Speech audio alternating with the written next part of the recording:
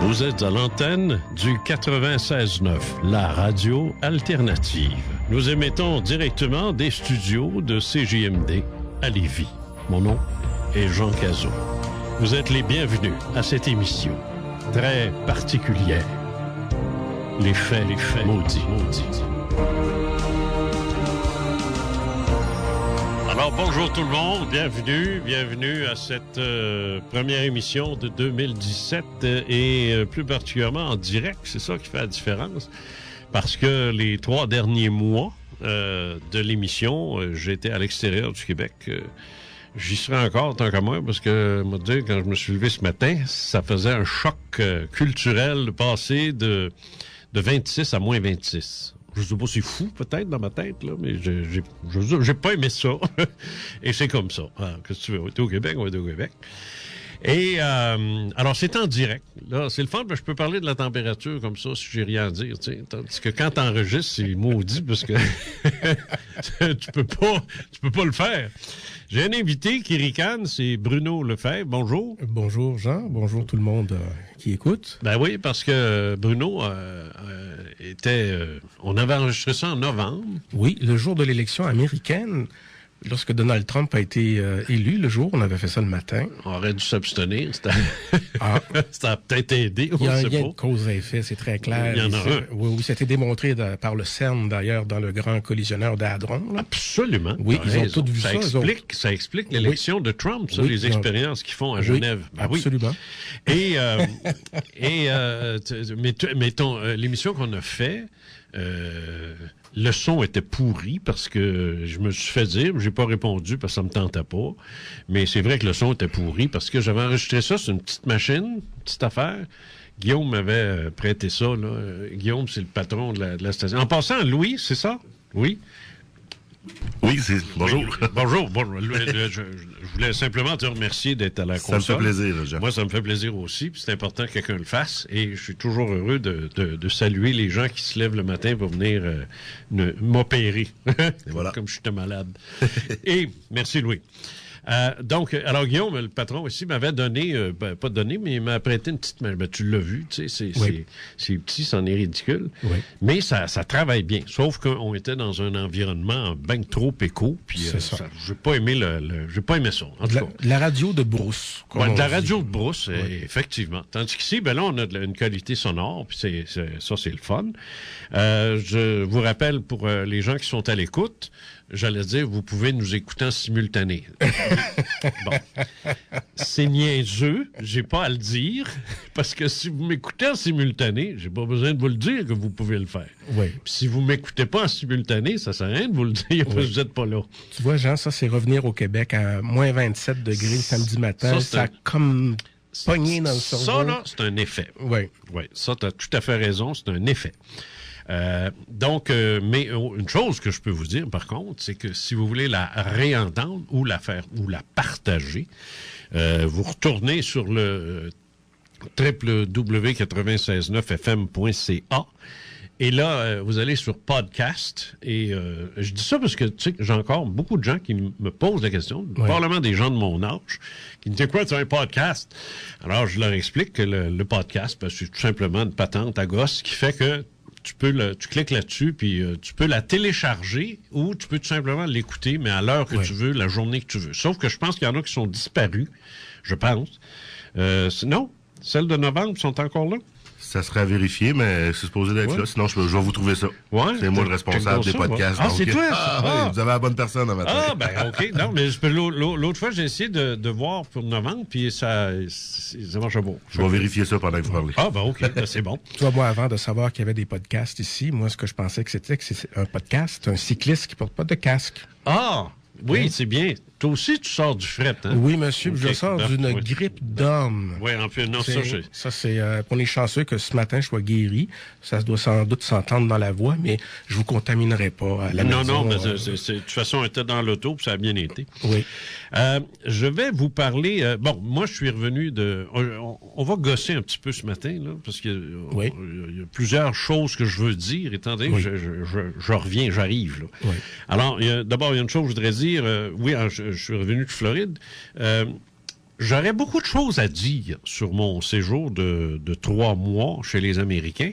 Puis je me suis dit, c'est pas la place dans mon émission de le faire. Pas parce que j'ai pas envie, mais je sais pas. Peut-être les gens s'attendent à autre chose que ça. Alors, j'ai écrit un article, si ça vous intéresse. J'ai beaucoup de choses à dire sur ça, sur mon séjour. Puis là, je parle pas des places pour aller magasiner puis des bons restaurants. Là. Je parle d'un impact social et politique, si on peut dire. Ouais. Alors, j'ai écrit un article sur mon site qui s'intitule 3 mois avec les Américains. Tout ce temps-là avec les Américains. Alors, si ça vous intéresse de le lire, c'est sur mon site.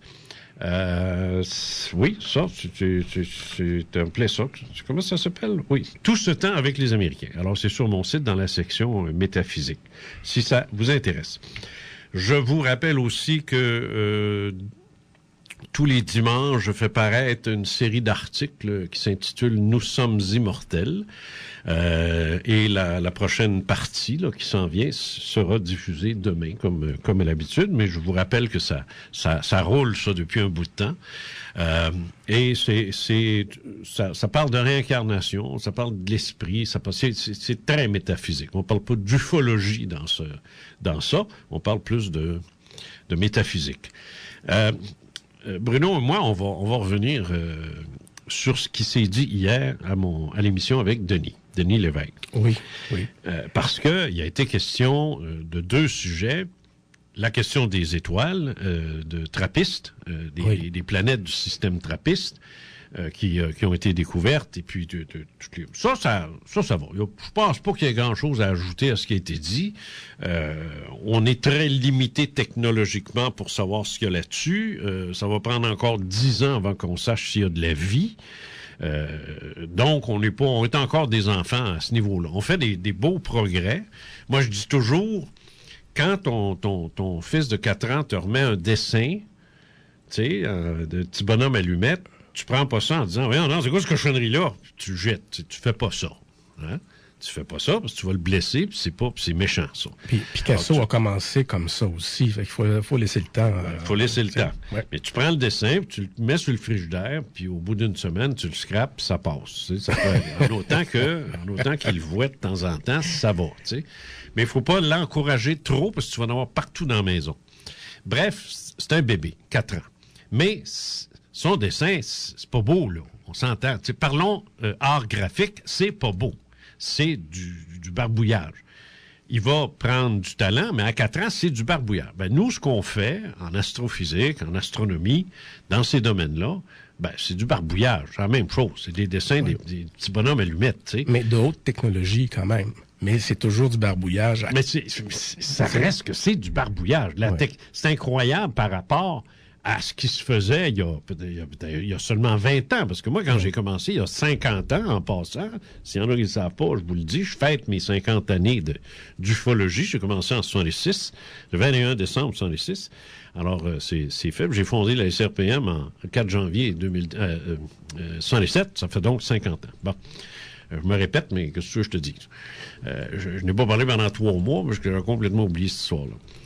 Et, dans ce temps-là, moi, en 69, je m'en souviens, j'étais à la radio comme je suis là à l'heure actuelle, avec Pierre Champion à CKCV, puis je lui disais, il y a de la vie dans l'univers, c'est clair. Puis il disait, mais oui, mais Jean, écoute, on n'a rien pour se baser, on n'a pas d'étoiles, il n'y a pas de planète, il n'y a rien. C'est notre système solaire, puis c'est tout. C'est tout ce qu'on connaissait dans ce temps-là. T'sais. On savait rien. T'sais. C'était zéro. T'sais. Et là, aujourd'hui, on a la preuve qu'il y a des planètes comme la nôtre. Ben là, réveillez-vous, là. Si c'est pas fait, là, dépêchez-vous, puis wake up and smell the coffee, comme on dit. T'sais. Puis le buzz autour de ce système solaire-là, de Trappiste 1, c'est qu'il y a 7 planètes, et là, c'est pas la possibilité qu'il y ait une planète qui soit dans la bonne zone thermique, comme on dit, qui peut recevoir assez de chaleur de l'étoile pour que l'eau soit à l'état liquide. Il y en a 3. Fait que là, c'est comme, bon, là, Faites votre choix. Faites votre choix.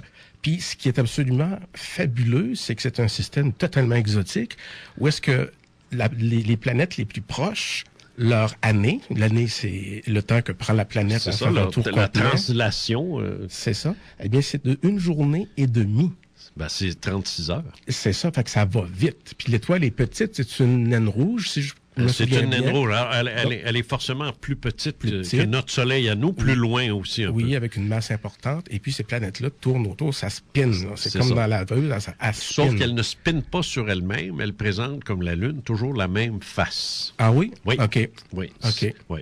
Alors, il y a une face qui est très froide, puis une face qui est très chaude. Mais comme le Soleil est une étoile naine, ben, le rayonnement infrarouge est moindre, alors c'est possiblement très vivable. Plus vivable qu'à Québec, tu sais. Oui. Alors, actuellement, je parle, tu sais. Oui. Donc, on se retrouve avec une possibilité de vie. Mais je veux dire, puis, bon, il y a une autre affaire aussi. Je l'ai dit hier à Denis, mais je sais pas, ça va vite, hein. Lui, il pédale. Moi, là, je suis en arrière, là, il faut que je suive parce qu'il pédale. Les gens ont l'impression qu'on a vu cette planète. On n'a rien vu. Rien vu. De la façon dont ça fonctionne, là, je vais le répéter plus lentement. Oui. C'est que, imaginez un projecteur très, très loin dans un désert. Tu es dans le désert, puis là, tu mets un projecteur. Bon. Et là, tu enregistres ça, et quelqu'un passe devant le projecteur. Là, est-ce que tu vas être capable de savoir si c'est un animal ou un homme, si c'est un mâle ou une femelle, si c'est un blanc ou un noir, s'il est tout nu ou s'il est habillé? Alors, je réponds tout de suite à la question. Tu vas savoir si c'est un mâle ou une femelle. Mais pas plus que ça. Pas plus que ça. Parce que tu comprends que ça fait juste... Tu vois juste la silhouette. Oui. Tu sais, bon. En fait, tu vois juste la petite vibration dans la lumière. Dans la vraie vie, tu vois pas ça. Non. Ça vibre. Oui. Et c'est la vibration qui, elle, est enregistrée. D'ailleurs, hier, dans les images qu'on voyait à l'émission de Denis Lévesque, on voyait un soleil, des planètes qui tournent. Puis en dessous, on voyait comme un oscilloscope. Oui, l'image spectrale. Des images spectrographiques. Ouais. Ben, c'est ça qu'ils voient, eux autres. Mais pas au-dessus, là. Ouais. Pas la partie colorée avec un beau soleil et des planètes qui tournent autour. J'ai essayé de le dire hier à Denis. Je dis, tu vois pas ça, là. T'sais? Mais en tout cas, il m'a enterré sur d'autres choses. Comme d'habitude. Alors, mais ça reste que on voit rien. C'est ça, il faut que les gens c'est pour ça que je dis que c'est du barbouillage, dans le fond. Ouais. Faut pas s'imaginer là qu'on a que les images qu'on a vues à la télé sont exactement sont des vraies images. C'est de la reconstitution. On n'a pas envoyé un Kodak là-bas pour prendre la photo du système solaire. Là. Parce que les télescopes, comme le James Webb qui s'en vient, les télescopes qui s'en viennent de plus en plus, on leur ajoute des applications, comme vous le faites sur votre téléphone, comme on dit. Puis la prochaine, c'est une Iris, puis le Iris qui s'en vient va permettre peut-être en 2019, peut-être en 2020, va peut-être permettre d'en savoir plus, mais ce ne sont plus des télescopes optiques. Ce sont des télescopes qui vont spectrographiques. Ouais. Alors, ils vont chercher ce sera plus... Hubble nous a donné des images spectaculaires. Mais là, on peut plus... L'optique, on a atteint les limites de ce que l'optique peut faire. Tout à fait. Bon. Puis, une autre affaire, aussi, en passant, ce qu'on fait, c'est du voyage dans le temps. Oui. Parce qu'il ne faut jamais oublier que la planète qu'on a vue, c'est-à-dire que les oscillements qu'on a vus, ça, c'est ce qui se passait il y a 30 ans. Oui. 30 années-lumière. Oui, c'est ça. Tu dis 30, mais moi, j'avais compris qu'elle était à 40 40, t'as raison, 40. C'est ça, 40. Parce que ça prend 40 ans à la vitesse de la lumière pour qu'elle se déplace. Ça se rende jusqu'ici. Ce qu'on voit, c'est la lumière qui était là il y a 40 ans. Il y a 40 ans. Puis quand on pousse très, très loin sur des étoiles beaucoup plus lointaines, parce qu'on peut le faire parce qu'il y a soit des galaxies, on peut le voir, c'est des millions d'années. C'est des milliards d'années dans le cas d'Andromède, qui est une autre galaxie en dehors de la nôtre. Ce qu'on voit, c'est une lumière. C'est toujours le passé. C'est toujours le passé. Quand le soleil se lève et que vous le voyez, ça fait 8 minutes qu'il est là. Oui. Mais là, tu viens de le voir. Parce qu'on est à 8 minutes à la vitesse de la lumière. On est à 8 minutes lumière. La lumière prend 8 minutes à se rendre jusqu'à nous. C'est ça. Ça, c'est un concept. Des fois, le monde a de la misère avec ça. Là. Oui. Mais quand ils ont découvert une planète avec comme une structure métallique autour, tu te souviens de ça? Je t'ai même allé en parler à Denis Lévesque. Oui. Je pense que ça, c'est à 3000 années-lumière. Ça veut dire que cette structure-là, elle a déjà, au moment où on se parle, 3000 ans. Oui. Alors, ils ont dû bâtir depuis ce temps-là. Ben, c'est ça. Soit que c'est un phénomène naturel dont on ne connaît pas le truc. C'est peut-être une lune qui s'est désagrégée autour de... Apparemment non. C'est plus... je pense qu'ils sont plus... Ils étaient plus excités que ça, mais on n'en parle plus, là. Oui, parce qu'on ne peut plus en parler. On a atteint le maximum de ce qu'on peut savoir. Ouais. Bon, l'autre portion sur laquelle... il a parlé, puis j'aimerais revenir là-dessus parce que j'ai vraiment pas... Attends, tu me le dis, hein, Louis, quand il y a des pauses, tu fais des grands signes ou tu tapes du pied ou non, tu danses. Un des deux. C'est quand vous voulez aussi, là. Ah, non, mais d'habitude, moi, tout est prêt. Fait que moi, ça 25 minutes, c'est ça. C'est 25 minutes, moi, je suis habitué à ça. Encore un bon 10 minutes, allez-y. Alors, hier, donc, on parlait, il nous racontait que Brian Cox, puis là, je me suis retenu pour faire des jeux de mots, mais que Brian Cox... était un personnage du CERN. Pas en Égypte, mais à Genève. Excusez-moi, j'ai tout fait pour pas accrocher le micro en toussant, puis finalement, je l'ai accroché. T'as tout démoli, puis la station est à refaire. C'est ça, c'est l'histoire de ma vie. C'est tout à recommencer. Maudite merde, ça se peut du faut Désolé. tout Désolé auprès des auditeurs. Donc, je disais, avant que tu m'interrompes, là, avec ta maudite maladie, je disais, je ris toi un peu là, avec ton rhume. Oui, c'est le fun. On est là pour ça. C'est la radio. Non, mais On est-tu en direct? Ben oui. Ben voyons donc. Tu viens de nous tousser ça. Tu viens de nous tousser ça live. Bon, alors, je disais que Brian Cox, un gars du CERN, le Large Hadron Collider, le grand collisionneur Hadron qui est là-bas, Hadron, oui. Disait, il n'y a pas de fantôme, c'est impossible, le paranormal n'existe pas, parce qu'ici, on n'en voit pas. Puis comme on est équipé pour détecter toute forme d'énergie émanant de particules, comme on n'a jamais vu, ça n'existe pas. Moi, quand ça a sorti, j'ai écrit un article qui est sur mon Facebook. Je pense que oui, je pense pas que j'ai pris la peine de mettre ça sur mon site, là. Mais en tout cas, il est sur Facebook quelque part. Et j'ai dénoncé ça, là, puis j'ai expliqué pourquoi.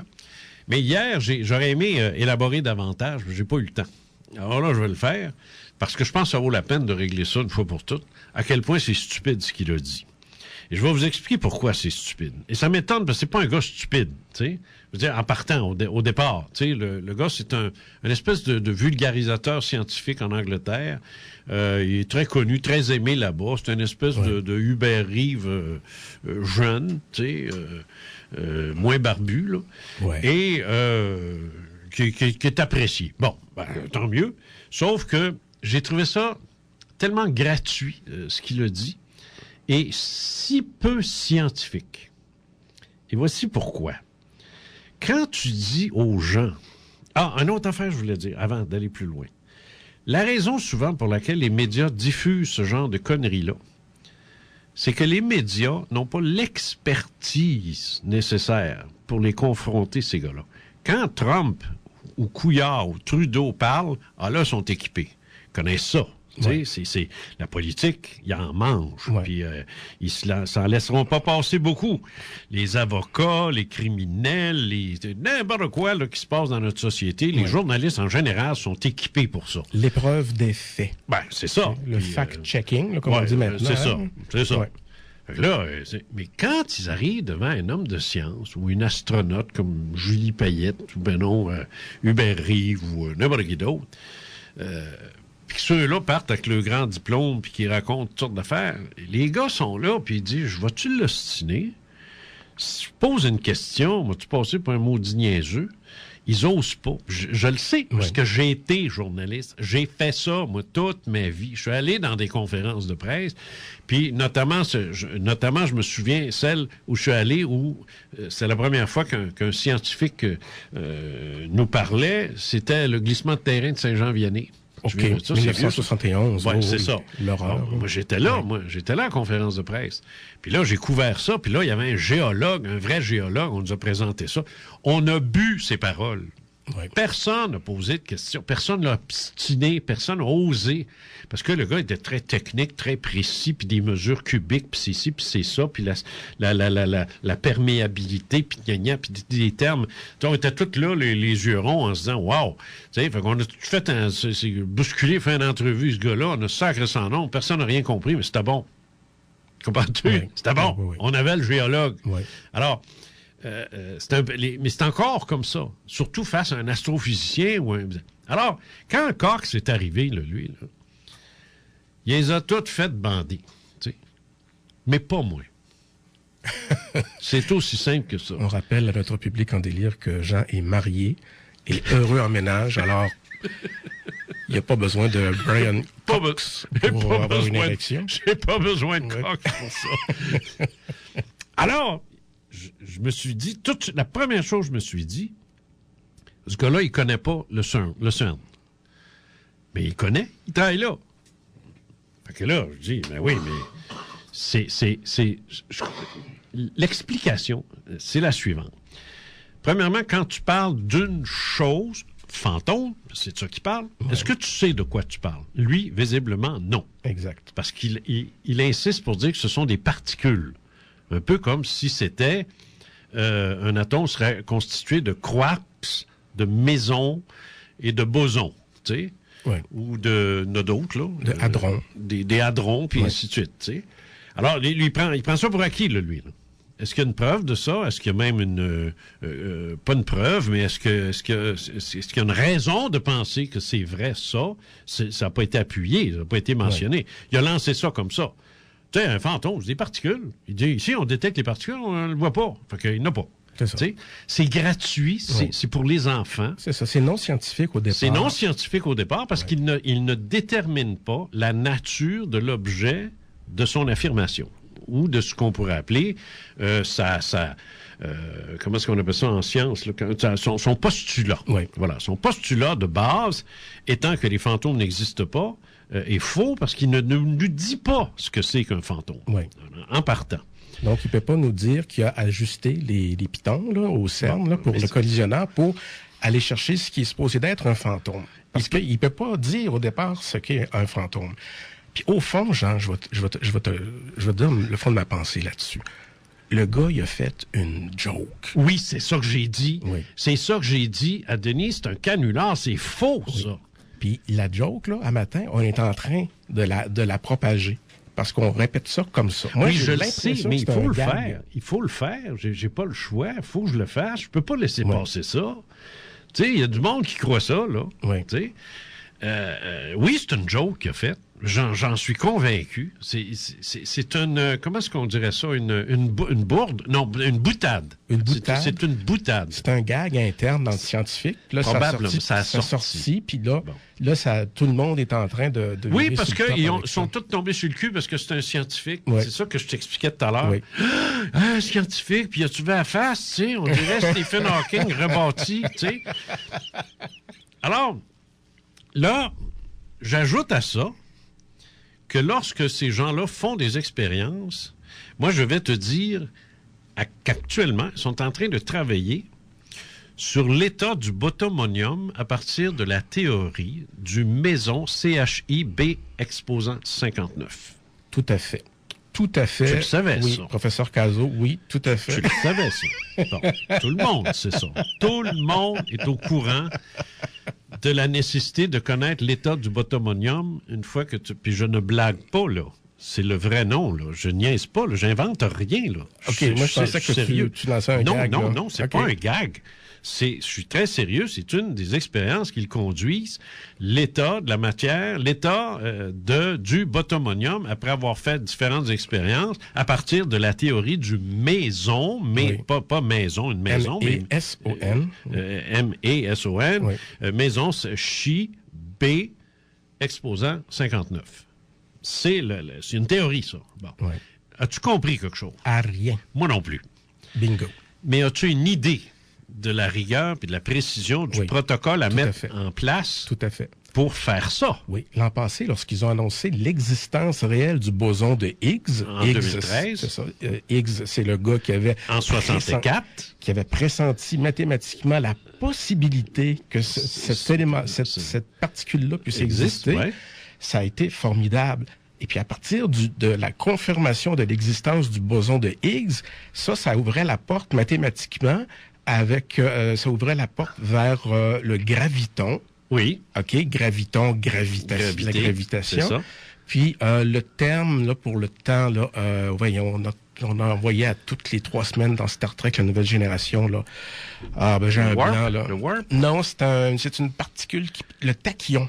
Le tachyon, le tachyon, c'est une particule théorique qui est censée aller plus vite que la lumière. C'est ça. Donc, dans la série, la nouvelle génération de Star Trek, il en parle constamment. Il en parle constamment parce qu'ils font des voyages dans le temps. C'est ça. Puis, si tu arrives à toucher au graviton, là, c'est bingo. Ça va être comme dans tous les films de science-fiction. On va marcher sur un plancher d'un vaisseau spatial dans l'espace. C'est ça. Puis, on va voyager à une vitesse incommensurable, et ça, d'ici 100 ans. Bon. Mais pour le moment, on n'en est pas là. Oui. Et quand un scientifique cherche le botomonium, je peux-tu dire que le concierge n'est pas rentré le lundi pour allumer la patente de 27 km de long pour qu'elle réchauffe, que quand l'autre arrive, il dit « Ah ouais, tu peux y aller, là! Ouais. Vas-y, mon chum! » Tu sais, comme le gars fait à tabagie, là. Ça va, ça. Tu sais, il ouvre les lumières, puis il débarre le cash, puis tu peux aller, la petite fille peut aller à la caisse. C'est pas de même, là-bas, là. Le protocole est d'une complexité, mais mon point, c'est que quand ils partent, là, puis ils vont, là, ils travaillent, là, ils savent ce qu'ils cherchent. Oui. Puis ils cherchent quelque chose de bien spécifique. Oui. C'est pas le maison CHIB exposant 58, c'est exposant 59. Oui. C'est pas la même chose. Oui. Alors, le protocole qui est mis en place, là, tu sais, bon, si moi je te dis, par exemple, Bruno, on est 2 mycologues, on s'intéresse aux champignons, OK? Oui. Puis je te dis, apparemment, il y aurait un champignon bleu. Faut le trouver. On va voir comment on va faire ça après la pause.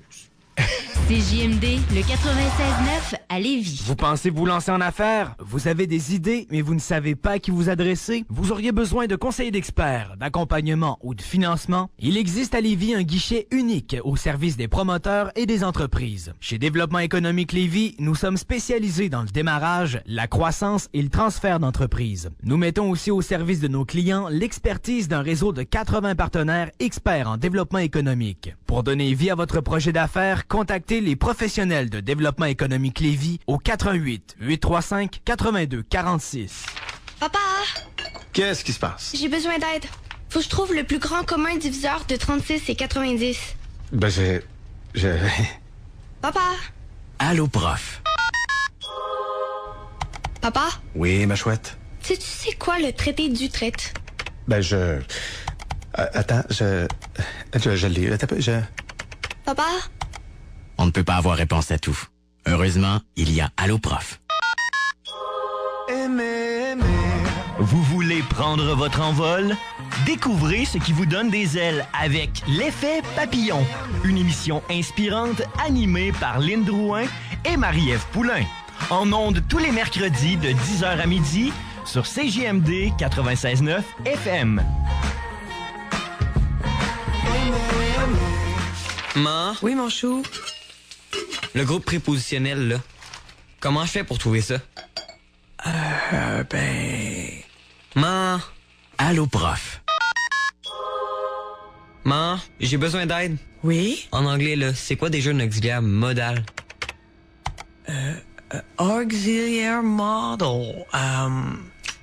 On ne peut pas avoir réponse à tout. Heureusement, il y a Allo Prof. T'as le goût d'une belle histoire et d'un bon film avec tout ce qui vient avec? Eh bien, le Cinéma Lido sur la Rive-Sud t'offre une expérience incomparable, pour vrai, avec une salle de projection certifiée première, 30 000 watts de son, le confort des sièges et de l'espace. Le Cinéma Lido, la place pour voir un film 44 du président Kennedy au Promenade Lévis ou visiter le site internet www.ciné-détente.ca. 969fm.ca, écoute en direct, podcast, grille horaire. Rejoignez nos animateurs en ondes. L'alternative radiophonique CJMD Lévis.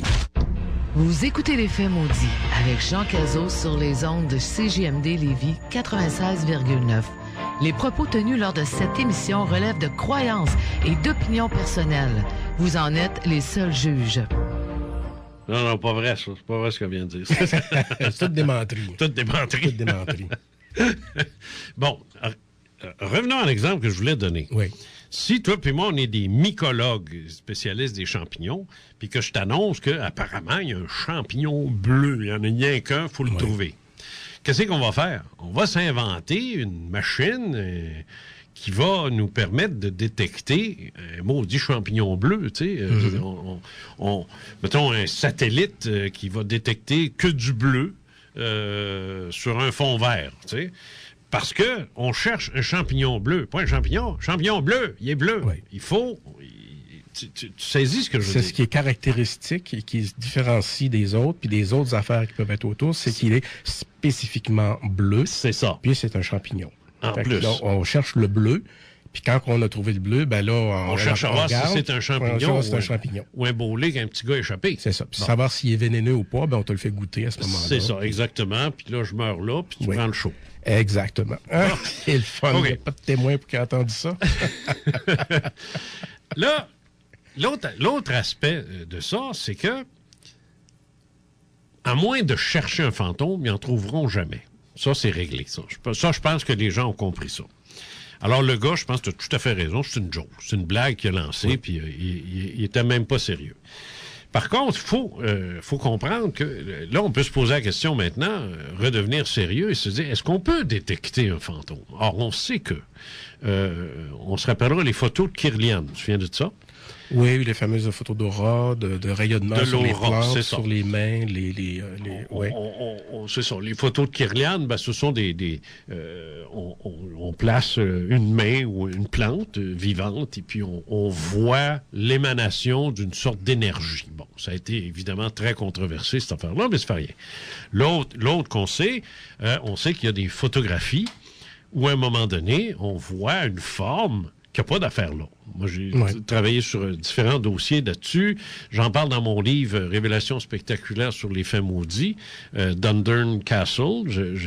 C'est un des exemples que je donne, parce que ce sont toutes des rencontres spectrales, ce qui est au cœur du livre en question. Mais le point que je veux faire, c'est que si tu peux photographier un fantôme accidentellement le plus souvent, c'est donc qu'il y a une matière. Oui, qu'il y a un rayonnement. Il y a quelque chose. Qui est impressionnable sur pellicule. Ça veut donc dire que l'esprit, ou tout au moins, je dirais peut-être pas l'esprit, mais le corps psychique. Oui. Parce que c'est différent. Hein? Je dis, quand l'esprit, c'est une chose, mais le corps psychique, c'est cette espèce de... Quand on s'endort et quand on meurt, c'est la première affaire qui sort. Oui. Tu sais? Et c'est le corps psychique. Quand je fais des vols de nuit, c'est avec mon corps psychique que je le fais. C'est encore Jean Cazot, si tu veux. Tu sais, c'est pas l'esprit supérieur et immortel. C'est plus une extension psychique de ma personne. C'est le jus de ta propre vie qui se dégage dans un autre... c'est ça, dans une autre dimension. C'est ça. Bon. Puis tu interagis avec ça. Mais j'interagis avec ça, parce que si toi et moi, on devait se rencontrer, comme d'ailleurs Denis me l'a demandé hier en question, et si les extraterrestres ont une âme, puis nous, ça veut-tu dire que quand on meurt, on a des chances de se rencontrer puis d'être des grands chums? Je dis, évidemment. Oui. Évidemment, la réponse de ça, c'est oui, c'est clair ça. Mais mettons, toi et moi, on se rencontre, comme bien des gens le disent, dans l'astral, bien que j'haïsse cette expression-là, mais qu'on se rencontre l'autre bord, si on se serre la main, ça va être une vraie poignée de main. Dans ce niveau-là, même si nous sommes invisibles et intouchables physiquement par des dormeurs qui seraient à côté de nous autres pendant que ça se passe. Eux autres n'auraient pas conscience de ça. Comprends-tu?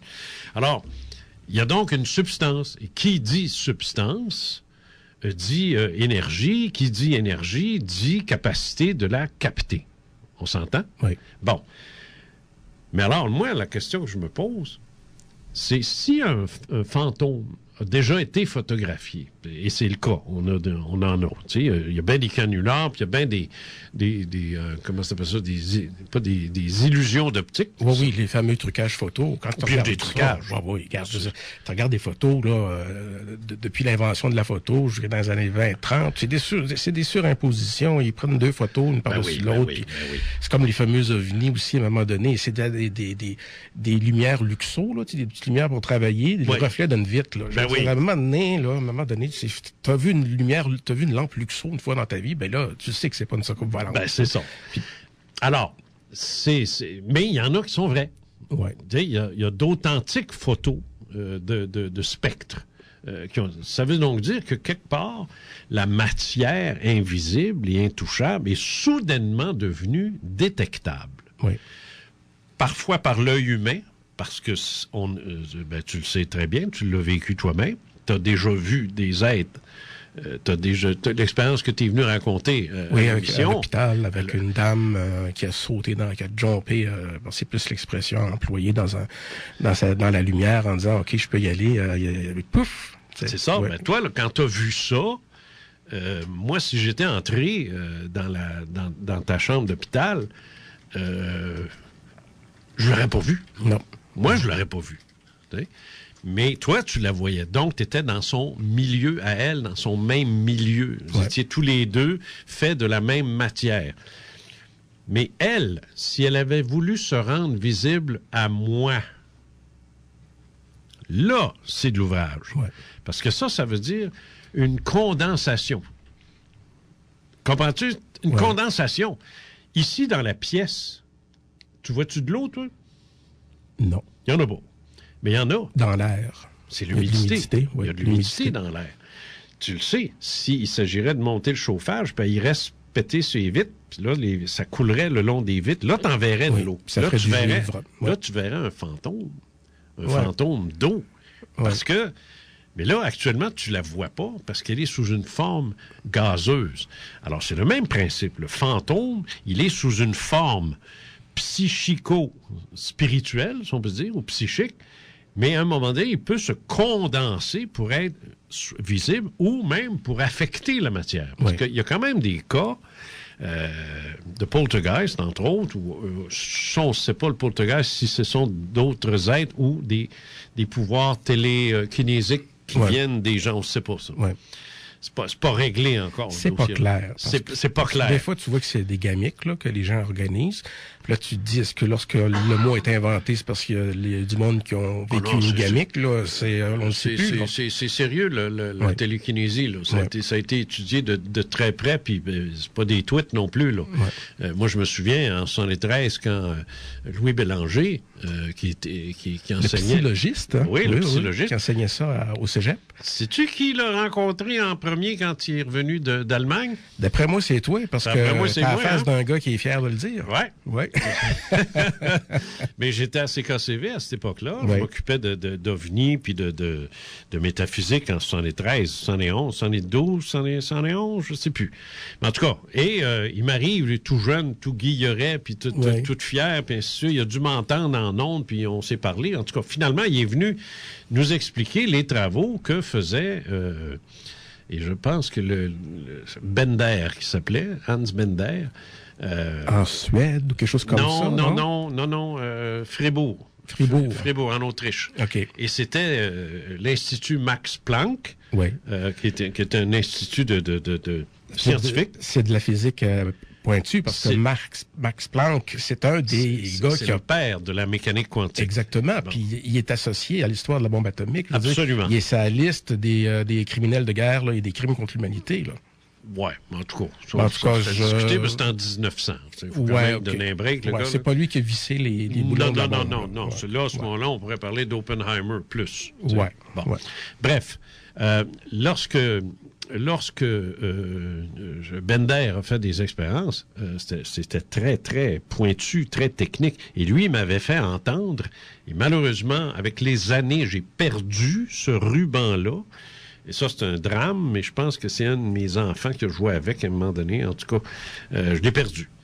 Et ça nous faisait entendre les bruits d'un poltergeist dans une chambre d'enfants et tu entends les enfants qui disent j'ai peur, tu sais. Oui.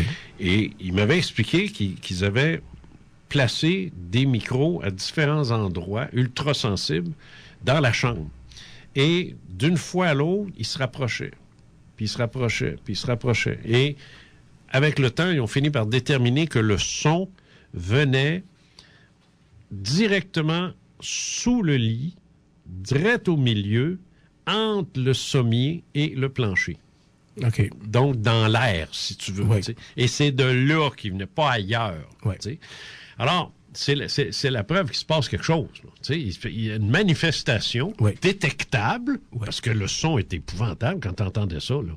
Moi, je pourrais prendre un marteau, puis arriver ici, puis Louis serait très heureux que je fasse ça, puis là, fesser sa table de même, là, bang, bang, bang, et t'entendrais un son effrayant. Ben, c'est ça que j'ai mis en onde, moi. Là, là. Ça fort, cette affaire-là. Oui. Et là, t'entends les petites filles qui disent « J'ai peur, j'ai peur. » Tu sais, bon, en allemand, évidemment. Et ça, je l'ai perdu, cette affaire-là. Moi, je donnerais bien de l'argent pour le retrouver, mais je l'ai perdu. Et Louis, à ce moment-là, m'avait confirmé que c'était très sérieux, la parapsychologie. À l'époque, ça s'appelait comme ça. Aujourd'hui, on appelle ça autrement, mais c'était la psychologie. Mais à l'époque, c'était la parapsychologie. Et lui était convaincu, il l'est encore, je pense. Il a eu sa petite phase sceptique fatigante, là, mais il est convaincu que une manifestation paranormale dans le physique, c'est possible. Donc, si ça se fait, c'est détectable. Si c'est détectable, c'est pas compliqué. La suite de mon raisonnement est simple. On n'a pas ce qu'il faut pour le détecter, c'est tout. Ouais. On n'a pas la technologie pour le faire. Et il y a une raison à ça. On ne l'a jamais cherché à le faire. On n'a jamais mis d'argent dans ça. Il y a des gars qui se promènent dans le sous-sol j'allais dire un sous-sol de cimetière, c'est cru. Un sous-sol d'hôpital. C'est là qu'ils font les parties les vendredis 13, puis à l'Halloween, dans le sous-sol du cimetière. Ouais, tout le monde sort le petit gasket. On appelle ça des catacombes. Des catacombes. Mais les gars, t'as suivi ça à la télévision, les gars avec des PVC, là, ils cherchent des magnétophones. Oui, les Scooby-Doo, là. Ouais, puis ils cherchent des sons, puis... oui, avec le spectrodétecteur et puis tout ça. Bon, oui. Il y a une certaine technologie qui existe sur le marché pour détecter des variations de champ magnétique, notamment. C'est le fun à faire, mais les variations de champ magnétique, t'en as à tous les 3 pieds. Ben, c'est parce que viens pas ici faire ça, là, parce qu'une station de radio, c'est rien que de Turquie. C'est ça, tous les appareils électroniques, des micros, d'électronique ici. Ouais. Mais tu peux avoir des endroits déserts de variation de champ magnétique. Puis à un moment donné, s'il y a un fantôme dans la place, ça peut provoquer une variation. Ça peut provoquer une variation de température. Oui. Parce qu'on a parlé de condensation tout à l'heure. Alors, je m'explique. Qu'est-ce qui fait que l'humidité devient de l'eau? C'est une baisse de la température. Oui. Le spectre qui est de l'humidité, une façon de parler, lorsqu'il ramasse beaucoup d'énergie pour devenir visible, notamment, il doit ramasser de la chaleur dans la pièce. Oui, ça se tient, oui, effectivement. Et à ce moment-là, c'est la raison pour laquelle... On gèle, on a des frissons, il fait froid, oui, on est frigorifié, oui, qu'à un moment donné, ça a été vérifié, ça a été vu, ça, que des gens qui font des recherches sur le terrain comme ça disent « Wow, on gèle, c'est glacé. » Un peu comme si toute la chaleur environnante, qui est une forme d'énergie, perdons pas de vue, serait utilisée par cet être-là pour se manifester, déplacer un cadre, faire tomber une bouteille ou manifester sa présence par des sons. Oui. Ou que c'est un effet secondaire de sa mise en forme, ça peut être un effet secondaire. Je vais dire de son apparition, mais oui, mais je comprends ce que je veux dire. C'est intéressant. Puis tout ça, ce que ça nous donne comme questionnement, c'est que ces phénomènes-là, ils sont très proches de nous. Si on est capable, on connaît les médiums, ils sont là, puis votre père est ici, votre mère est là, les vrais médiums. Les vrais médiums. Puis ils sont pas tous à la télévision. Non. Hein? Ça peut être des bonnes mères. Ils sont jamais à la télévision. Ça peut être des bonnes mères de famille aimantes. Ah, puis, mon Dieu, oui. Bon, et combien parmi elles et eux ne le savent même pas qu'ils le sont? Combien sont venus ici, au fait maudit? Et c'est moi qui leur ai dit, là, parce qu'il n'a pas l'air de s'en rendre compte. Oui. T'es médium, toi. Je leur dis, là. Oui.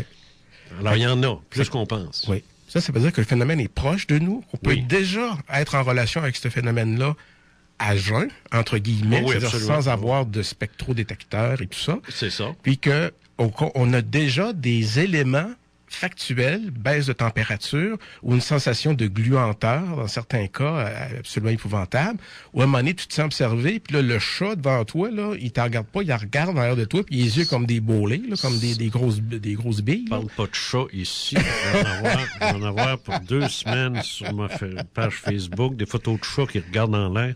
Oui. Là, c'était des chiens, puis là, maintenant, ça semble vouloir être des renards. C'est cute, des renards. Les animaux, en général, ont une sensibilité à l'invisible parce que, d'abord, premièrement, ils ne raisonnent pas. Exact. Ils n'ont pas de préjugés. Exact. Et ils ont des cellules rétiniennes foutrement mieux équipées que les nôtres. Le lion est nyctalope, l'aigle, ainsi de suite, ça finit plus. Oui. Bref, c'est tout à fait possible que les animaux soient beaucoup plus sensibles que nous.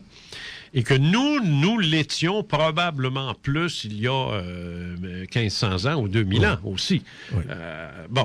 Parce que tu as l'élément de préjugé dans ça. Tu sais, que m'est arrivé de voir des choses, voir, là, à jeun, comme tu dis, mais tout de suite, ma rationalité embarque, tu sais.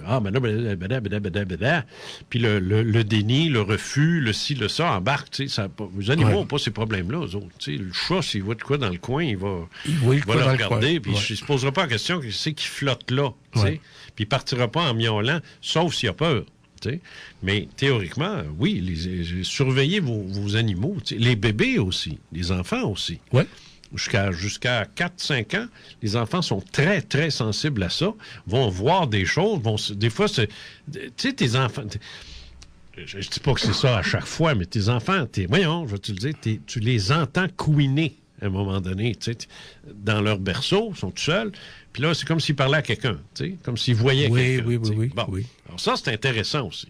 Puis ça va arriver chez les vieillards aussi, tu sais. Oui. Autrement dit, dès que l'humain, l'ego, lâche un peu, là, tu sais, se calme. Le néocortex qui analyse et tout ça, ce qui fait qu'on est des êtres humains, finalement. C'est ce qui nous discerne de l'animal. De l'animal ordinaire, entre guillemets. Absolument. Et là, c'est le paradoxe. C'est le grand paradoxe de tourner dans les affaires qui peuvent sembler plus fantastiques, plus flyées, plus hallucinées. Tu sais, c'est ça qui est comme... on a de la misère à vouloir reconnecter avec ces choses-là. Fait qu'on n'a pas actuellement... moi, j'ai regardé ça de très près et je peux vous confirmer qu'actuellement, on n'a aucune technologie qu'on pourrait calibrer pour trouver un fantôme. Tu sais, comme les 3 comiques, là, Ghostbusters, là. Oui. Tu sais, on n'a pas ça. On n'a pas ça. Il y en a ici, dans la pièce, au moment où on se parle, parce qu'on est constamment entouré d'esprits qui s'intéressent à ce qu'on fait. Oui, nous sommes la télé-réalité la plus regardée dans l'univers. Exactement. Puis c'est une comédie. Puis là, il y a des concours. Tu peux gagner des voyages sur la planète Terre. Tu peux y aller en mode physique sur notre propre mode à nous ou pas. Ce qui fait que, tu vois, on explique tout l'ensemble. On vient débunker toute la question de l'ufologie puis tout ça. Oui. On est une télé-réalité sur un poste câblé cosmique. Puis c'est ça. On regarde aller, ils sont morts de rire. Mais c'est pas fou parce que, je veux dire, moi, une fois mort, tu sais, moi, je veux savoir ce que le monde va dire. Fait que c'est clair que je veux revenir juste un petit bout avant de me réincarner. Je vais revenir, moi, là, vous checkez, vous autres. Oui. J'ai besoin d'être fin, parce que, tu vas te dire, moi, le gars qui va prendre ma place ici, s'il est baveux, là, tu vois que son émission va sauter, ce sera pas long. Il va rentrer dans les fils, puis il va rentrer dans les écrans, il va faire toutes sortes de bugs. Mais non, mais blague à part, il est très clair que moi, je le vis quand j'écris. Tu sais, je le vis, ils sont là, bang. J'ai pas de nom, je peux pas te le dire c'est qui. Mais je veux dire, il m'est arrivé souvent, à un moment donné, je vais juste te raconter une petite anecdote. c'est pas que... Je peux rien prouver, là. On s'entend, là? Tu sais, Einstein, il a attendu 100 ans pour qu'on prouve ses ondes gravitationnelles, mais on en a parlé pendant 100 ans. Fait que moi, je fais pareil. Puis là, c'est démontré depuis... Puis là, c'est démontré depuis 2016. 2016. Mais il en parlait en 1916. Ouais. Tu sais. Bon, puis tout le monde y a cru. Puis là, c'était vrai. Alors, sacrez-moi patience, si j'ai pas de preuves, je fais comme les autres, je suis en mode recherche. La preuve, ça, c'est pas une façon de travailler, c'est l'aboutissement de ton travail. Ça risque d'être long, un peu, avant qu'on ait des preuves de ce qu'on avance. Mais c'est pas parce qu'on n'a pas de preuves qu'on va s'arrêter de travailler puis de faire des déclarations. Point final. Même si on se trompe. Même si on se trompe, puis absolument. Comme la science peut se tromper. Arrête pas de se tromper.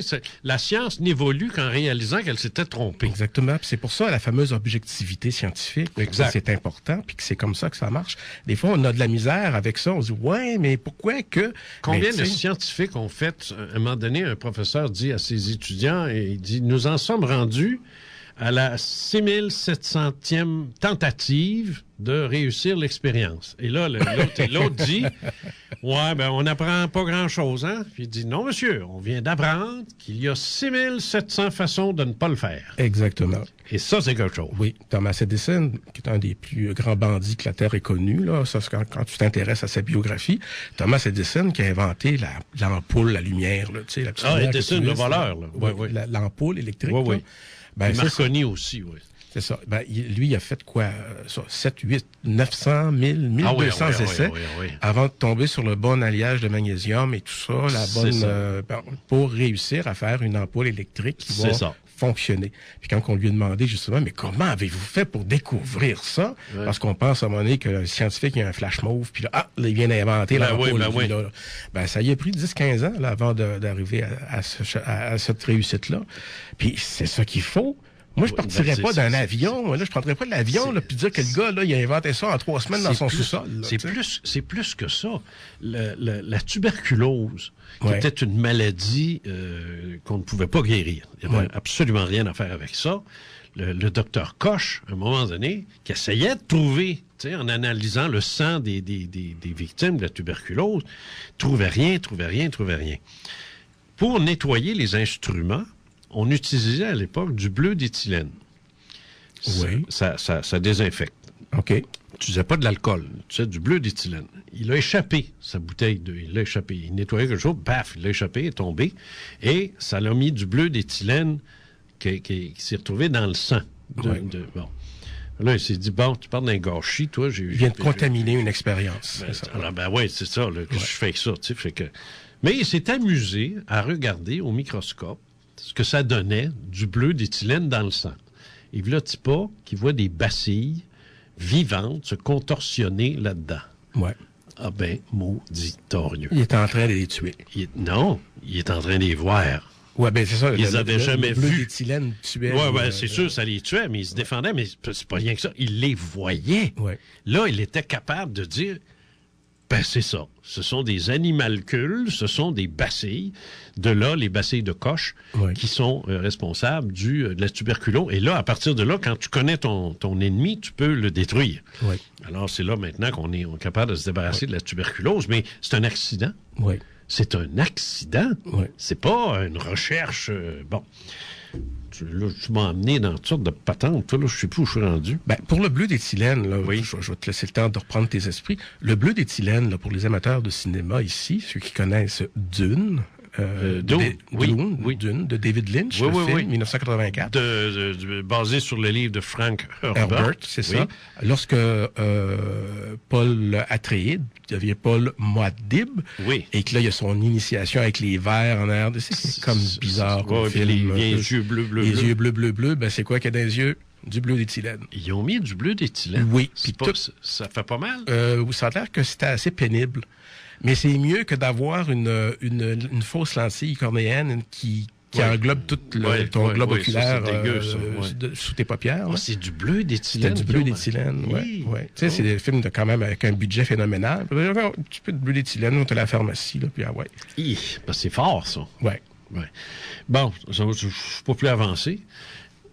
Parfait, c'est une pause. On fait une pause? Je reviens. Parfait. OK. Connecté sur sa ville, CJMD 96.9, l'alternative radiophonique basée à Lévis.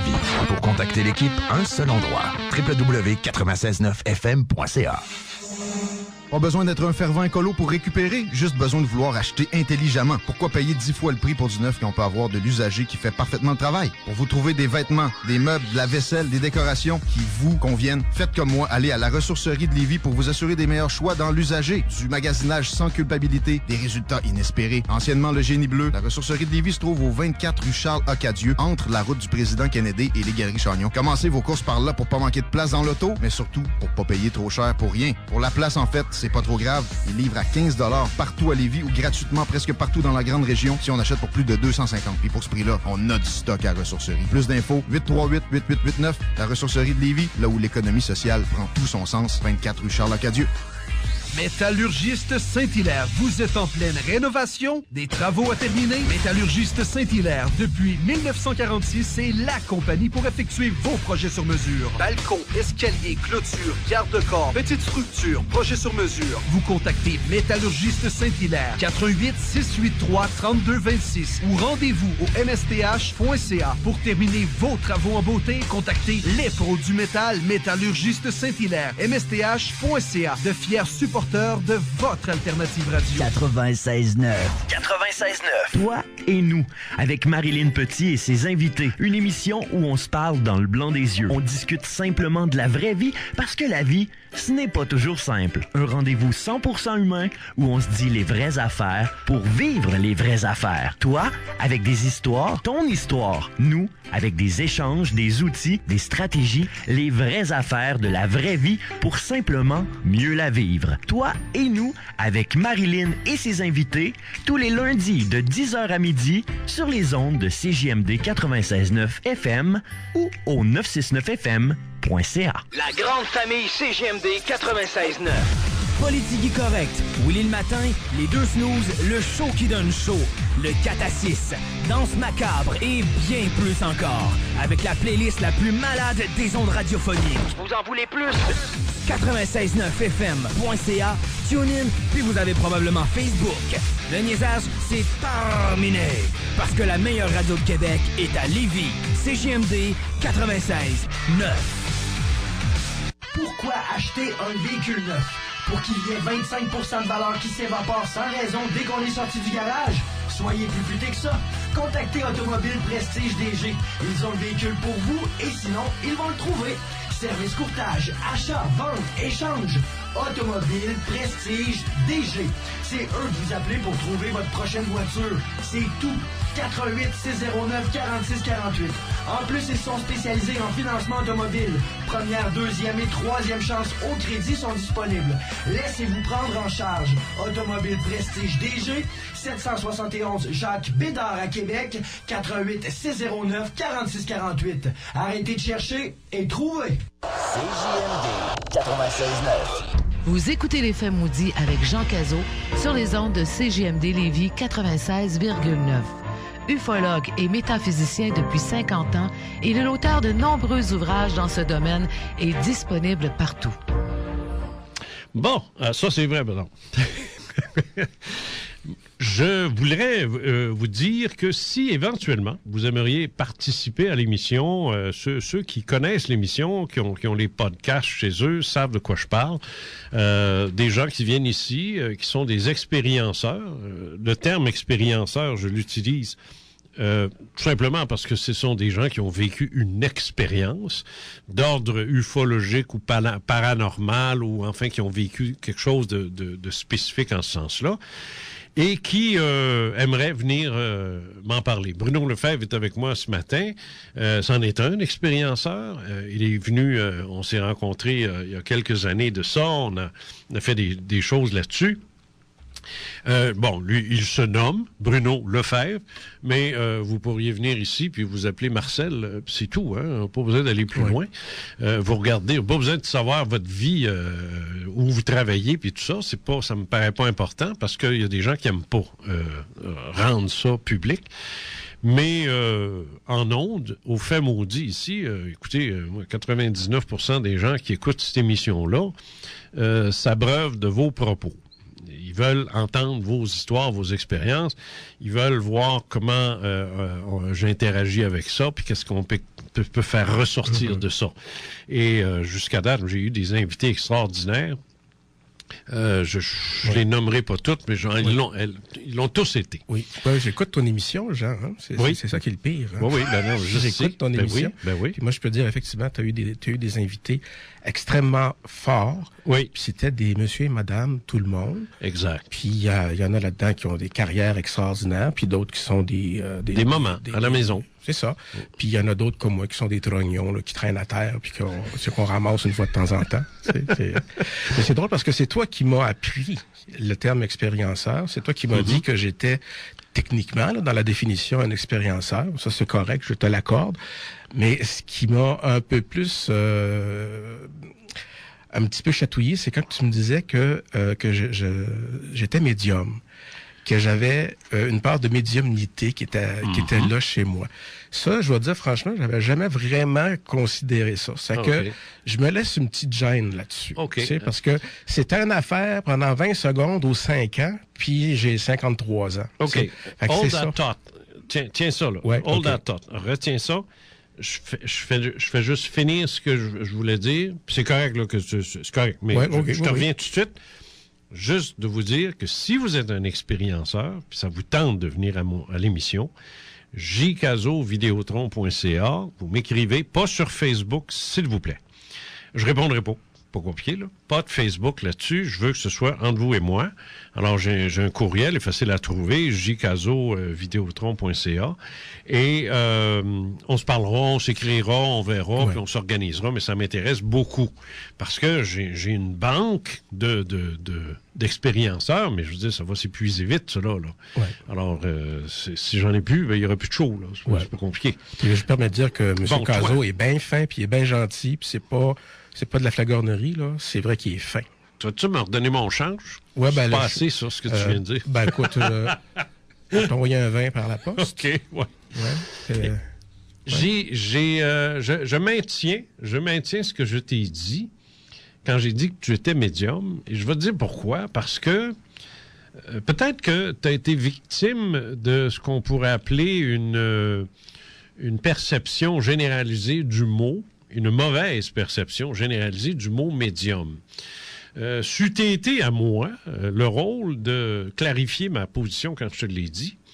Je ne l'ai pas fait, peut-être t'écœurer, on ne sait pas. Mais il y a une chose qui est sûre, c'est que là, je peux le faire. Et oui, quand je dirais que là, t'as pas le choix, mais j'ai pas le choix. Sais-tu ce que c'est que le périsprit? Oui, j'avais vu ça dans un livre de Jeanne de Laval. C'est l'espèce d'énergie dans laquelle on est. C'est à la fois ce qu'on transpire dans l'esprit. Puis, je m'en souviens plus. C'est quoi le périsprit? Bon, d'accord, parfait. J'aime ça, parce que là, tu blasais. À quelle heure le punch? Oui, à quelle heure le punch? La réponse, le périsprit, c'est un terme qui nous vient d'Alan Kardec. Oui, c'est vrai. Oui. Hippolyte Rivail, de son vrai nom, non, en tout cas, peu importe. Et un breton, je crois. Le père, non, un français. Le père, un français je ne sais pas s'il est breton, je ne sais pas, mais c'est le père du spiritisme. Ouais. C'est le grand patron de la doctrine spirit que je préfère de loin à Blavatsky. Et notre ami Kardec a inventé ce mot-là en fonction du mot périsperme. Et le périsperme, quand tu prends une orange et que tu enlèves l'écorce, entre l'écorce et le fruit, il y a une petite peau blanche, là, tu sais, qui est bien fatigante, tu sais, qui goûte rien, puis qui est dans le chemin, puis qu'il faut enlever, parce que ça nous rentre en travers les dents, puis c'est plate. Et ça, c'est le périsperme. C'est le nom scientifique du tissu en question. Ouais. Et lui a dit, nous avons la même chose, mais c'est comme une peau blanche, forcément énergétique, et que j'appelle le périsprit, dans le même, comprends-tu, dans le même sens. Alors, entre l'extérieur du corps et l'intérieur du corps, il y a cette espèce de peau psychique, qui est un organe psychique, qui est indétectable, alors que j'espère qu'il n'y a pas un chirurgien à l'écoute qui va se dire « Ah, moi, je n'ai jamais vu quand j'ai opéré. » Je n'ai pas besoin de cette blague-là, je l'ai entendue. Donc, ça existe. Et le périsprit, c'est un organe. Et comme n'importe quel organe, s'il n'est pas développé, s'il n'est pas cultivé, s'il n'est pas entraîné, il n'est pas fort. Tu sais, il n'est pas fort, tout simplement. Par contre, chez des gens qui ont, par exemple, je sais pas, moi j'ai un estomac d'acier. Je peux manger n'importe quoi. OK. Pas ma femme. Faut qu'elle fasse attention. Si elle... OK, je pensais que tu pouvais pas préparer ta femme à la poêle, puis... préparer ma femme? À la poêle, puis la manger. Si tu as un estomac d'acier, tu peux tout manger, puis là, c'est juste sauf ta femme. Ah non, je peux pas manger ma C'est ça.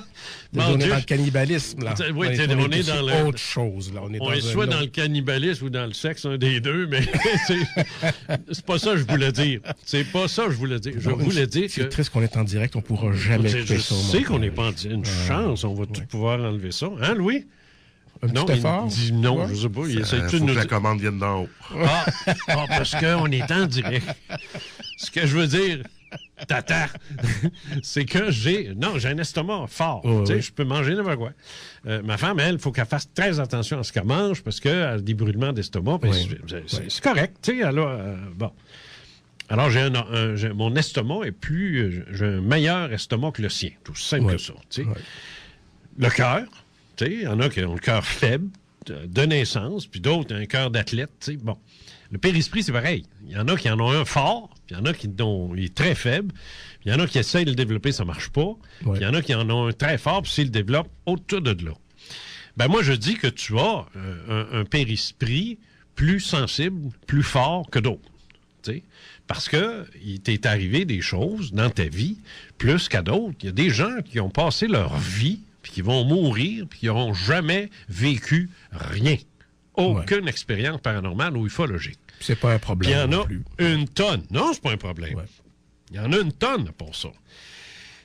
Mais moi, il m'est arrivé des choses. Toi, t'es arrivé des choses. Il y a un groupe, une communauté sur Terre qu'on appelle des expérienceurs, puis qui partagent ça.